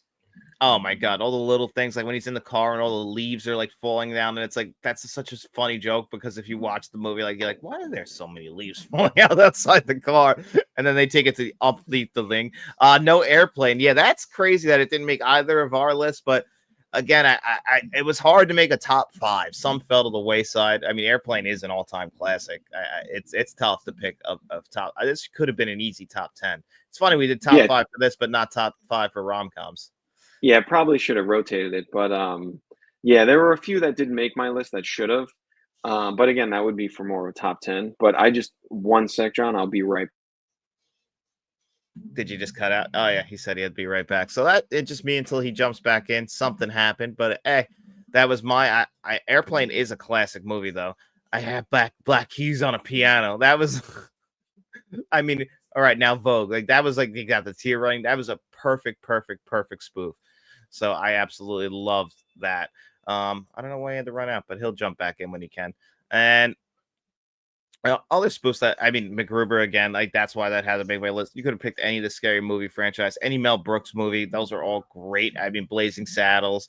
The fact that I didn't have on here Spaceballs, that's a classic, especially if you're a Star Wars fan. That's a complete and utter satire of the Star Wars. But I guess the original trilogy in general. But Pizza the Hut is just something it's just hard to make a top five. That was the hardest thing. So. Unfortunately, not everything makes the list, so that's why Airplane didn't make it. But I mean, Leslie Nielsen is the king of these kinds of movies. He's the king of spoofs. So you have to have his movies on the list. I just didn't have Airplane. I'm sorry. Picked the wrong week to stop smoking glue. Starting glue. You know what happens when I'll say, "I'll be right back," and I'll be right back. Oh man. But what else about my number one that it stands out to me? Let's see. Like, don't be a menace. You know, red fish, blue fish gets locked in the jail with that one guy. Marlon Wayans. This is probably where he got put on the map. What are some of your guys' favorite spoof movies that didn't make our list? I see Stone Gas Man. He's up to number 3 on his list. Amy Heckling's Johnny Dangerously is a classic. I love Johnny Dangerously. Michael Keaton is always good for me. I'll always have him on my list when I can. Oh, there's Dennis. He's back. Where'd you go? Sorry, I had a knock at the door. I wasn't sure this early. Not sure who's knocking, but I had to run and get it quick. I apologize. people are knocking on your door in 2025. Yeah, rude. No, it was all good. Oh, okay. Just scared the daylights out of me because Yeah, it's just not something you expect nowadays. yeah, especially at 9 o'clock in the morning. It's like, what the hell is this about? But nope, we're good. Was it the milkman? I wish, dude. I need some milk. I need some cereal after this. Oh yeah, no, I got Golden Grams all laid out. Yeah, lucky. But yeah, for the spoof thing, I think honorable mention for me too is I mentioned it before, every Family Guy spoof they've ever done. I actually think that like in particular their Star Wars spoofs are hilarious because I saw those before I saw any Star Wars movie. So then when I went back and watched every Star Wars for the channel, actually, all I thought about was all the Family Guy spoofs of them. And that's what the best spoof stuff does is when they actually are making fun of the actual stuff perfectly, like where it's like in the Family Guy. I always think of Star Wars with the couch. He's like, this is actually a nice couch, I'm taking this. Yeah. I'm like, hold on, we're jammed. All right, let's figure this out. I watched the Hot Shots last night, like for the first one to see if like they would make my list, and the original one I was like, it's still got its moments, but it's not as good as I remembered. I got to try Part Deux again. So Yeah. next question though for us is just watched Happy Gilmore 2. What's your favorite sports movies? Yeah, so we agreed this one would be more like a discussion, not like a top five, top 10. So just like some of the best we've seen. I mean, I think um, I mentioned it a lot. Miracle. I'm big, huge hockey fan, so Miracle has to be near the top for me. Just the story of, Team USA's ragtag group of guys going up against the Soviet Union unstoppable ice hockey machine and pulling off. The funny thing is that like a lot of people, including myself, thought it was like they beat them for gold, but they actually just beat them to advance to the gold medal round. I know that was basically the fight between the winners because like whoever won that was going to win the final, so really kind of took away all the suspense of the finals. Yeah, but had to be Miracle for me, at least one of them, because again, hockey's my favorite sport. Have played and watched my whole life, so Miracle, and then I guess that and the Mighty Ducks, dude. Those are the two hockey movies that I think of all the time. It's funny you picked your favorite sport for your favorite movies. My favorite sport is NASCAR. I know I'm like one of 7 people on the planet, but I've always loved Days of Thunder and Tom Cruise because of that. So that's always going to be my favorite sports movie. I'm probably the only person on this planet who would say that, unless you're a NASCAR fan. But I love it. I mean, it's tropey as hell. It's just Top Gun on wheels. Everything everyone has said about it that can knock it, they're not wrong. But that doesn't mean I don't love it. Is it the best sports movie ever? No, absolutely not. I would say if you're gonna pick like the best, I would go like maybe A League of Their Own. Like that's probably my favorite baseball movie, that or Major League. But Major League's like more of a comedy. But if you're gonna go like hitting all the right points and like hitting you emotionally by the end, I'd probably say A League of Their Own. Well, dude, if you're talking about NASCAR, how are you not going to mention Talladega Nights? I love Talladega Nights. That is one of the best. That's like Faith was saying, is that a spoof movie? That's more of a satire. That's a satire of like NASCAR and like the NASCAR life and how the drivers are like way over the top. Yeah, no, 100%. I think also like honorable mention if you're a big football person, Rudy has to be up there, right? Like and Friday Night Lights, one of the best football movies made. Those have to be up there for sure in terms of sports because I remember Friday Night Lights was weirdly that was a movie that we had to watch or no, Remember the Titans. That's what I'm thinking of. I That I remember remember watching that in school. Yeah, I watched that in school too for the first time. I mean, it's a Disney movie, so it's easy for them to play. It's got a great message, don't be a piece of shit kind of deal. So that's a great sports movie. Again, like Mr. Smelly Potato mentioned Rookie of the Year. I loved Rookie of the Year when I was young. That's a great Dennis Quaid movie. True story too. Like a pitcher who comes back after all those years. How do you not love that?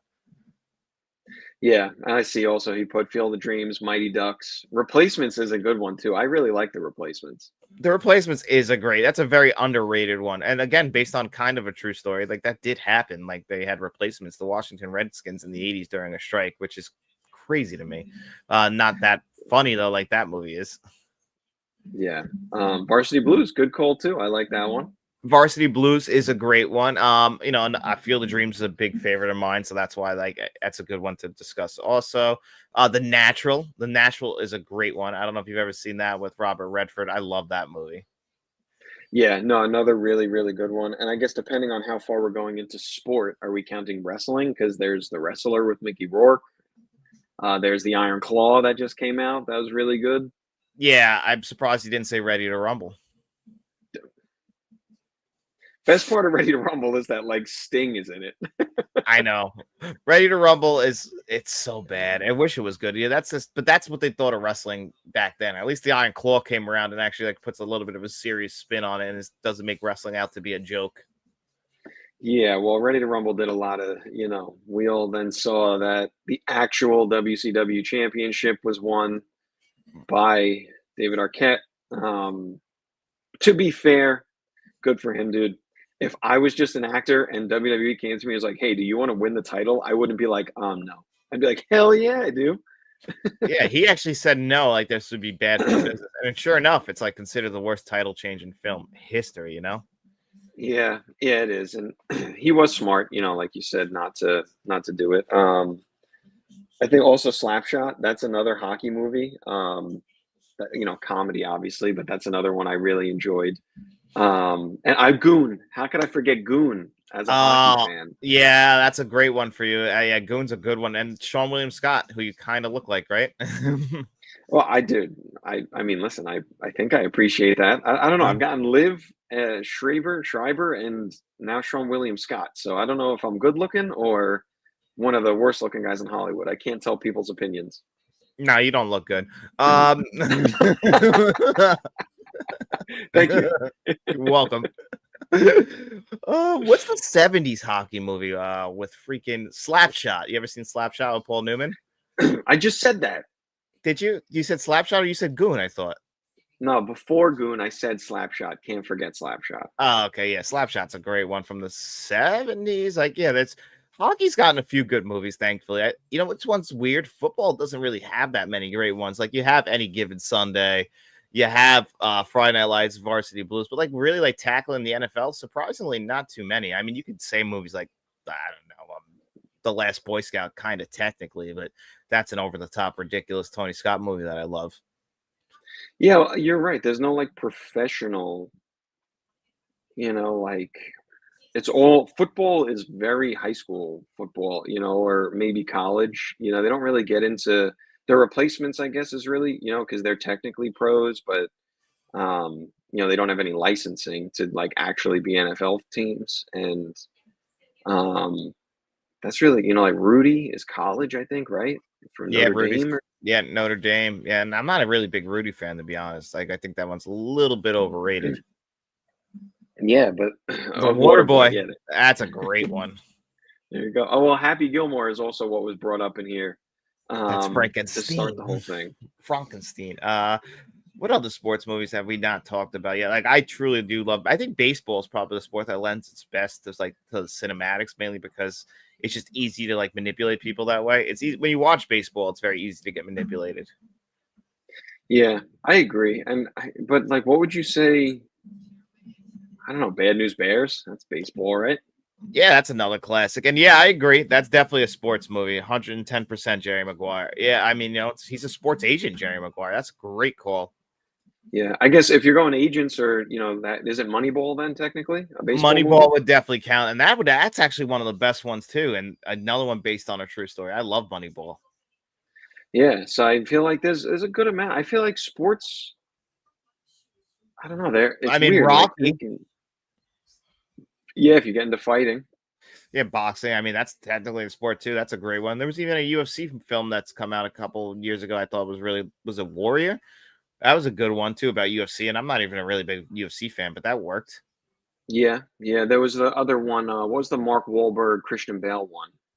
Fighter. The Fighter, yeah. There Yeah, Christian was. Bale won an Academy Award. That's another one based on a true story. Yep, that was boxing. I mean, Raging Bull, isn't that technically a boxing movie? Oh, 100%. Oh, here's a good one. Cool Runnings. I love Cool Runnings. There you go. Another good one for sure. Yeah, so I mean, it's funny. I feel like actually now that we're talking about it, sports are pretty equally represented in film. Like there doesn't seem to be, although I guess we haven't talked about any basketball or that many basketball, right? The only one I can think of is like Mike Hoosiers. Hoosiers is one of the best basketball Hoosiers. movies. I love Hoosiers. That's a great one. Blue Chips. That was Nick Nolte. I want to say that was even who William Freakin directed that, if I'm right. Shaq's in that movie, and Penny Hardaway. That's a pretty decent one. What other? We're forgetting the best one of all time, Air Bud. Oh my god, I was just gonna say, Air Bud's coming back too in Is it? 2026. Yeah, because they just cannot let anything die. Mm, That's just terrible. The fighter, yeah, the fighter was great. I mean, there's plenty. I mean, we haven't mentioned any soccer, football ones, like as far as European football. We haven't mentioned any of that. Can't really think of any off the top of my head, too. Bend It Like Beckham. Bandit Like Beckham, I guess, is probably the closest. Was She's the Man a soccer movie too? Oh, Space Jam, dude. Oh, how do we forget Space Jam? We both love Space Jam too. Yeah, that's probably my favorite basketball movie. Actually, Air Bud takes second place. Space Jam number one. You know how many Air Bud sequels there are? Have you ever looked up the titles to those movies? They're all just Yeah. sports puns. No, thank you. Well, there's also isn't there MVP, Most Valuable Primate, and it's just a Yep. monkey that plays sports. Yeah, I think in the first one he played hockey. I'm surprised that didn't make your favorite hockey movie. You're surprised. I am personally stunned that didn't make it. Yeah, no, thank you. Jaws, Again, yeah. a sports fishing movie. There's got Don't to be worry, a David. there's We got to made be another video. Jaws is I mean, number one on that list. the movie that inspired this, Happy Gilmore. And I was funny. I was talking to Faith about this when we were watching Happy Gilmore too. It's weird because the first Happy Gilmore came out right before Tiger Woods, so people, weren't, I don't think, into golf as much until he came along, and then the second one comes out after Tiger Woods. Oh yeah, it wasn't really during his peak. No, which is like the peak of golf. So it's weird because it's like you look back. I'm trying to when I watched the original Happy Gilmore, I'm like, I don't know any of these golfers. But when I watched the sequel, I actually did know them, mainly because you're more aware now. Yeah, well, I know that there's a couple of YouTube. Bryson DeChambeau's in it. I watch his YouTube channel all the time. He's really entertaining guy. So I know that MJF is in it, dude. Yeah, isn't that crazy? I was like watching it. I'm like, it can't be. And then I'm like, no, it has to be. Who else has a prominent face like that? Yeah. Did you like it? Yeah, I did actually. I was pleasantly surprised. I was too. I feel like people were being too mean to it. I'm like, I don't know what you were expecting this to be. It was never going to be as good as the original one. No, and I think it just seems like they were having fun doing it. And I think that's the Yeah, thing that people forget is like you're making a movie, it's to have fun. And Adam Sandler's in that point in his career where he's just looking to have fun because like he's already done so much that like this is just something that clearly he was like, you know what? I'll have a really good time shooting this with my friends. exactly. And he's got his wife and kids in the movie, and that's just basically what he's doing now. That's all he's trying to do is um be this kind of guy. Is be the guy who hangs out with his buddies, has his wife and kids, makes a movie. I said in my review that come out actually later is that it feels like the more modern stuff that he's doing for Netflix than an actual Happy Gilmore 2 sequel. And if you can get on board with that and just be in it for the jokes and stuff and all the cameos, I think you'll have a good time because that's kind of what I was. I mean, the plot, I hated the setup of the movie. I don't understand why Happy Gilmore took the Rocky 5 route, but whatever. It's fine. It's just that you're there for everything else. And, as wrestling fans, I think me and you were more on The Big Green. That's a good soccer movie. We were more on board with Bad Bunny than other people might have been. And how Yeah. dare you, Stone Gas, man? Days of Thunder Bros. We love that movie. Oh God, yeah. No, I agree though. I think it's good. And I mean, listen, there's plenty of really good sports movies out there. There's plenty of stinkers too. But I think if it's done right, like sports are just interesting. I mean, you're crossing two things over that people love, you know? I mean, there's a reason that professional sports exist and people make so much money playing them because people absolutely love to watch it. So turn it into an interesting film. You got yourself a great recipe there. Yeah, I completely agree. You have time for one more question before we go? This question? If not, we can do it next week. Yeah, we could discuss this one quick. All right. So this is from our buddy, and he wrote, if you have a film crew and an unlimited budget for 1 year, what do you make a documentary about? So this was a tough one because I was trying to kind of think about like things that I haven't seen documentaries on because like wrestling, obviously, there's a million of them at this point. They got Unreal going on and all that. So like that's out for me because it's already being done. Yeah, I was trying to Um, think of a wrestling one too, like just because we were talking, and I'm like, they've really left no stone unturned. Like they've actually probably abused wrestling documentaries because also the Dark Side of the Ring now. yeah, so I was trying to think of something more interesting. So I kind of have I'm a big music guy. I do really enjoy music, and I think it would be really interesting if you just followed a band for 1 year straight who was kind of on the come up, right? Not like a garage band. I'm talking like a band who's not big either, like relatively established, headlines very, very small venues, and then is kind of growing into opening acts for bigger bands. If you followed that band for a year just to kind of see what it was like in terms of traveling, how expensive it is for them to travel, life living in a crappy little van, and that growth into what they could become, like getting a big tour bus and all that kind of stuff. I think that would be pretty interesting just to see the development of that. Yeah, I think that's actually a really good one. That's almost like the movie Almost Famous, but if you hang around with them for the entire year and then report on it, I mean, like all the best documentaries, like kind of do that. It's funny. This question got me thinking, and I watched the documentary Hoop Dreams that came out in '94. I'd never seen it, and essentially Mhm. that movie is like about following these two kids around over the course of their high school life, and it's fascinating to have that much time with them and like be because to make a documentary, like that's the big thing that they wrote, to have unlimited money. It's very hard to make a documentary because you have to sell it after you're done, and usually when you're making it you don't really have that much money, and it makes it very hard to make.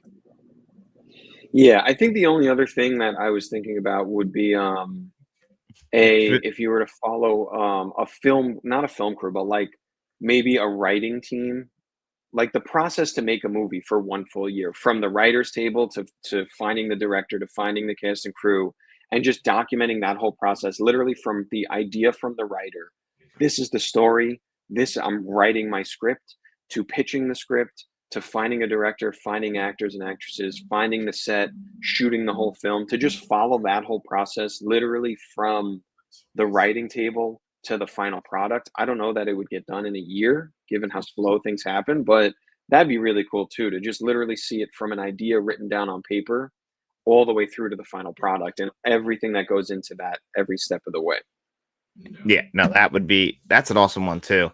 The way I approached this was I was trying to think, like I didn't want to go my stereotypical route, like I was going to do wrestling or movies, but I was like, you know what, let me try and think of it. This is a good one, actually, from Mr. Paul Brian Bell, a physical media documentary for about physical media buffs. Is that I think they've actually done something like that. It just didn't sell very well, but it would be cool to like have a documentary about making physical media and like why it's important still, and like kind of get it out there. Obviously, like on 4K would make a lot of sense just because that's what we talk about most. But it'd be cool to like get that out there and discuss it. But I was actually thinking of making a documentary. Like if I had unlimited money, I wouldn't follow anyone around, but I would like to make a documentary about the fall of NASCAR.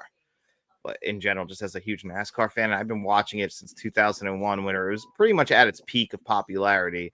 And right now, it's probably like circling the drain. Like it's still popular, but it's nowhere near where it was the number one sport in this country over football for a short period of time in the 2000s.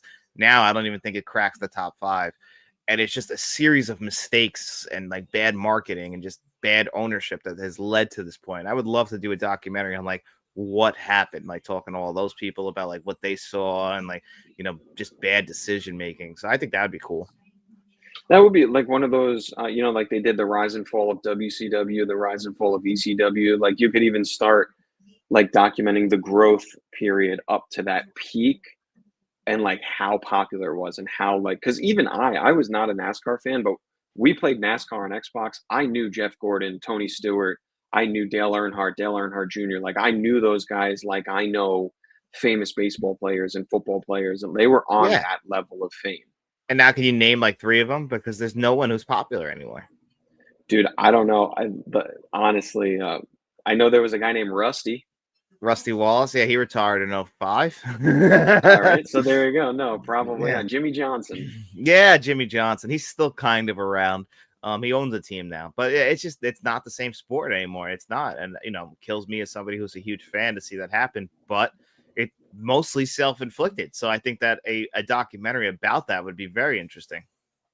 Yeah, that would be cool. I feel like those kind of documentaries are always interesting, and we talked about it a little bit too. And that's another good one for me personally because I do enjoy video games, and we talked about it yesterday.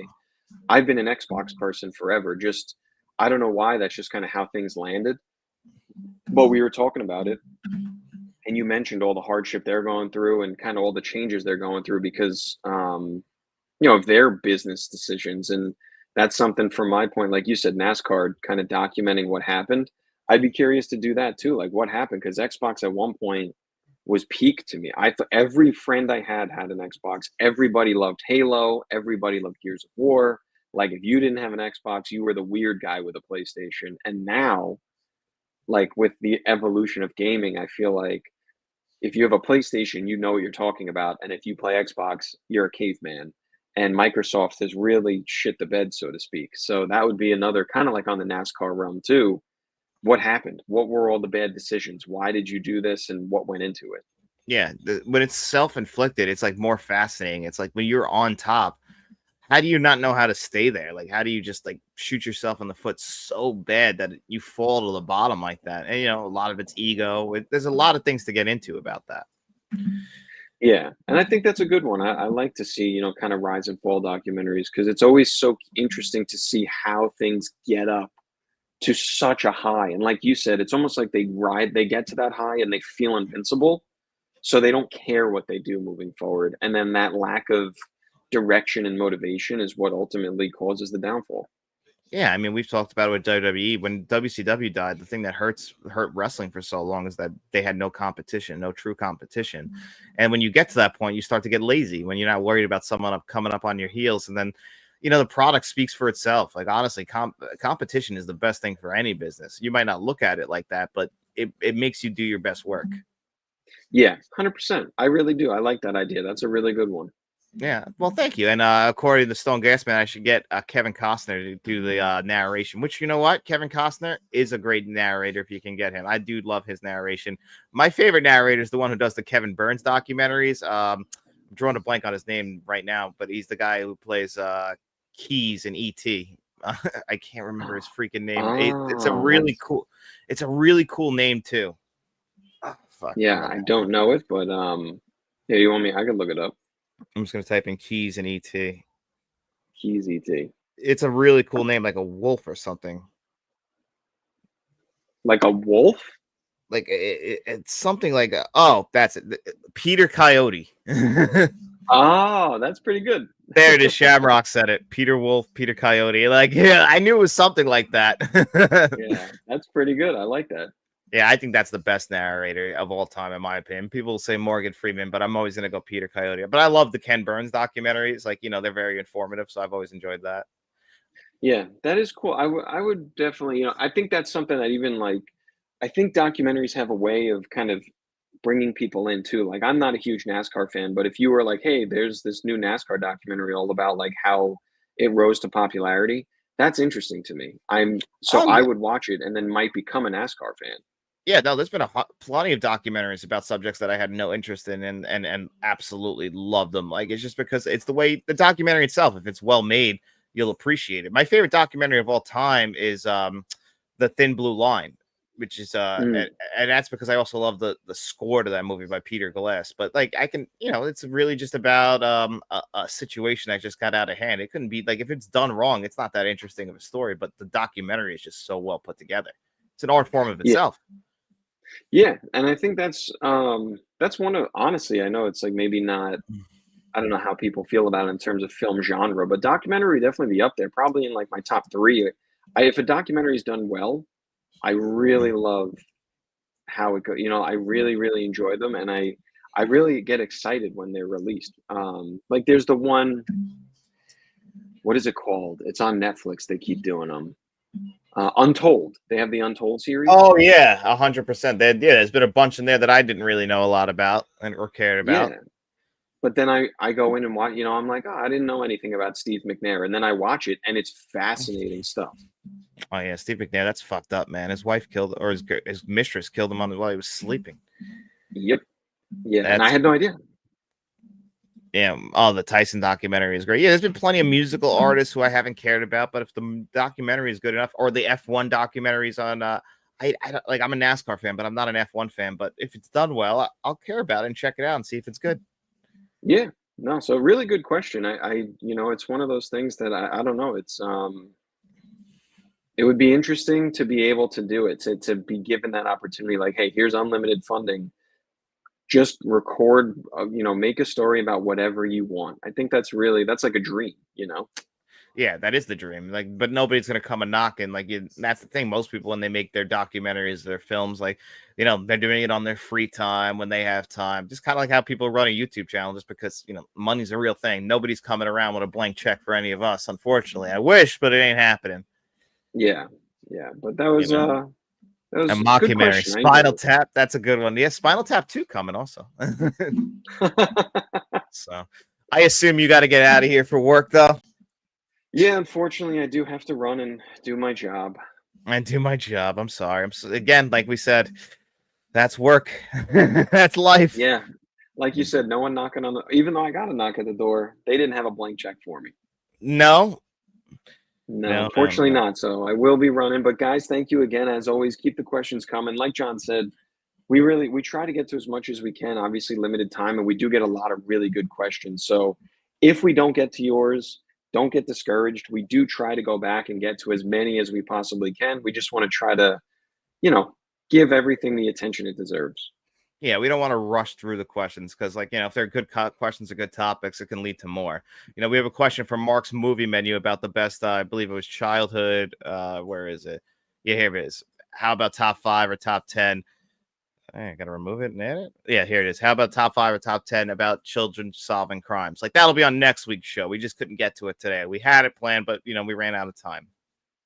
Yeah. So again, if we did miss you, we apologize. But again, keep them coming. We plan on getting through as many as we possibly can. It's just, time constraints kind of, we want to be able to laser focus on your guys' questions. Exactly. So as always, thank you though. And thank you, John, for having me. Always, Dan. This is your show too. So Dennis will be back next Tuesday. Me and Dennis will have a video out, I believe on Wednesday, top 10 movies to watch with a friend, thanks to Mr. Smelly Potato. So make sure you guys check that out as well. And then next week will be our original versus remake. And sometime down the line, our first Was It Great or Were You 8 is coming soon too. So make sure you guys stay tuned to the channel. Yeah. And thank you as always. Have a great day, guys. See you later. All right, guys. So now we got to get into the digital code giveaway. But while we're doing that, I do have a question from Mark's movie I want to ask. I'll answer while we do it. And he said, what was the first movie that you saw that made you realize you would be a film fan for life? And do you have it in your collection? And I've told this story before. The movie that made me really a film fan, like my first favorite movie was The Terminator. Like it was with me from my entire, like that's just been my movie. But the movie that made me a film fan and made me like movies become the number one thing in my life is the movie Pulp Fiction. Pulp Fiction was 100% the movie that like made me pay attention to movies because it was just so unconventional. It was so cool. The music was so cool. The way it was told non-linearly made me want to go back in and rewatch it. It made me actually pay attention to how movies are made. Like, when you're really young, you think they shoot it all in order and everything. But then when you watch the movie like this, you start to realize that editing is a real thing. Like you start to pay attention to the actors. Like it feels like a film and it makes you realize that a film is a work of art and that Quentin Tarantino put everything into that movie. And yeah, of course, I do have that in my collection. I also have the Pulp Fiction movie poster on my living room wall. Like I always like Pulp Fiction probably would be my favorite film of all time. It's just I can't let the sentimental value of the Terminator drop below number one just because, it's been my favorite film for so long. But Pulp Fiction's like I always tell people that's the movie that made me get into movies. Without Pulp Fiction, I probably wouldn't be even doing this YouTube channel. So that's why I always say Quentin Tarantino is my favorite director. There's just a lot that his influence on me personally means so much. And I don't even think like, Quentin Tarantino's not one of those guys where I hang on every word he says. Like he could be a little bit of an egotistical maniac. He's a flawed human being, but his work definitely speaks for itself. And as far as the digital code giveaway, guys, here are the codes that are available to you. If you guys want to check them out, pause them if you're watching this on the replay so you can see which digital codes are there so you guys can pick them. We're going to add this to the stage. So we're going to remove this. We'll add this. And now you guys can see the magic wheel. And we're going to spin that bad boy. I wonder if I can spin it and like this. So, okay, you guys can see it. So we can pick together. But what are you guys like? What was the movie that made you guys get in the film? Like, I'm sure David's was Jaws, but we all have those kinds of movies that were special to us. Let's see. What do we got? Looks like it's gonna probably be Cat Daddy Carnage, I think, or Jenny Branch. I can't tell. Oh, Jenny Branch. That's your first win, I believe. So congratulations, Jenny. Make sure you email me. Jenny also likes the question of the week polls, which we will have this week since we had more than 3 questions. Last week we had 2, so we didn't do the question of the week poll. Let's see who wins round 2. So I also want to make sure I thank the people who donate a lot of these digital codes. Mr. Smelly Potato, Rogue1677, my cousin Matt has sent me some codes. Scotty Guns has sent some codes. So I just want to make sure I thank all those people because we wouldn't have this digital code giveaway if it wasn't for them. SB Films, congratulations. It's definitely going to be you. So make sure you guys reach out to me and let me know which of the digital codes you want. The best way always is letstalkentmt@gmail.com or Instagram, the artist formerly known as Twitter/X, which I'm really itching to like. If it wasn't for Stone Gas Man and his cool post, I probably would have deleted that by now, just because it's a toxic cesspool of humanity on there. Unfortunately, unless you can delete all the political posts, because I'll admit.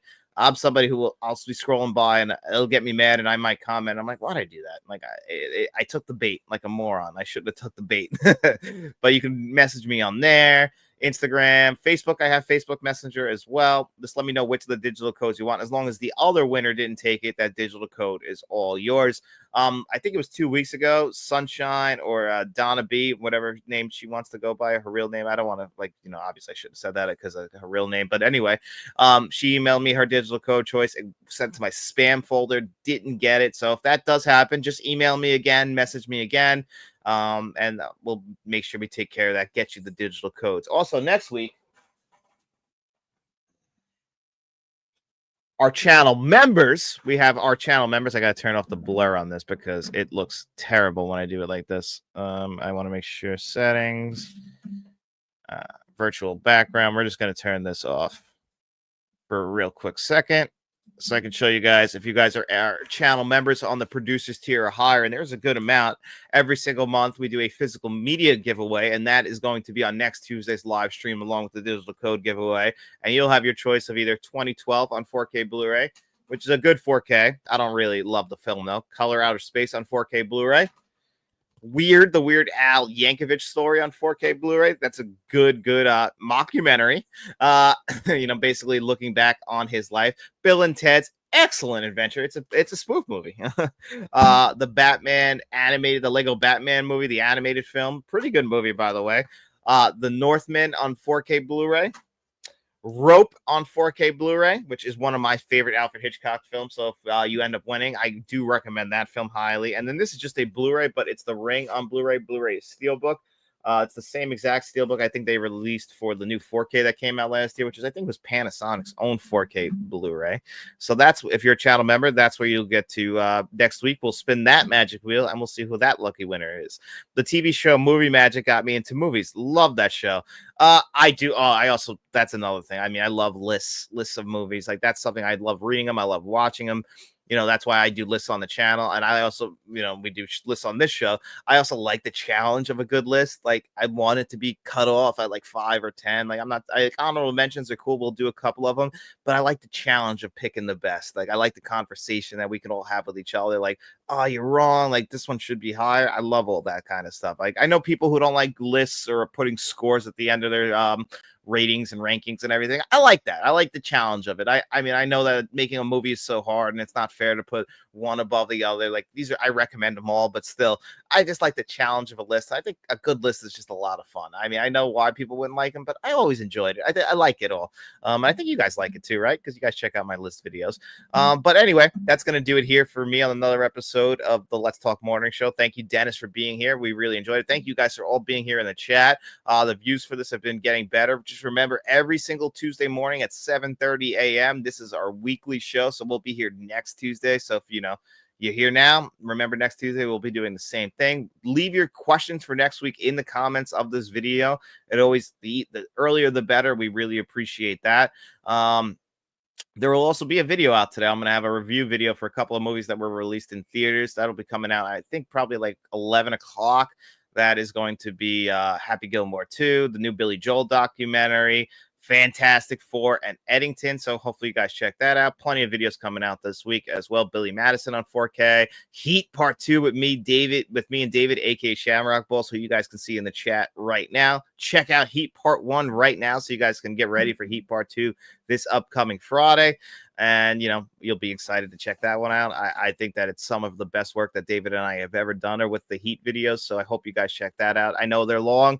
If you guys could set the time aside, I guarantee you will not be disappointed. David pours his heart and soul into those videos.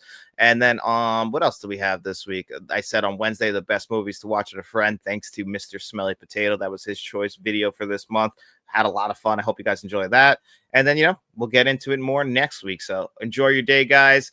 Have a good one. Hopefully the weather's not too hot for wherever you guys are in the part of the world. For me, it's deadly out there. If you guys live in the same area as me, I am sorry. If not, I hope it's a little bit cooler. Stay inside, enjoy that AC, and enjoy your day, everyone. And we'll be seeing you around.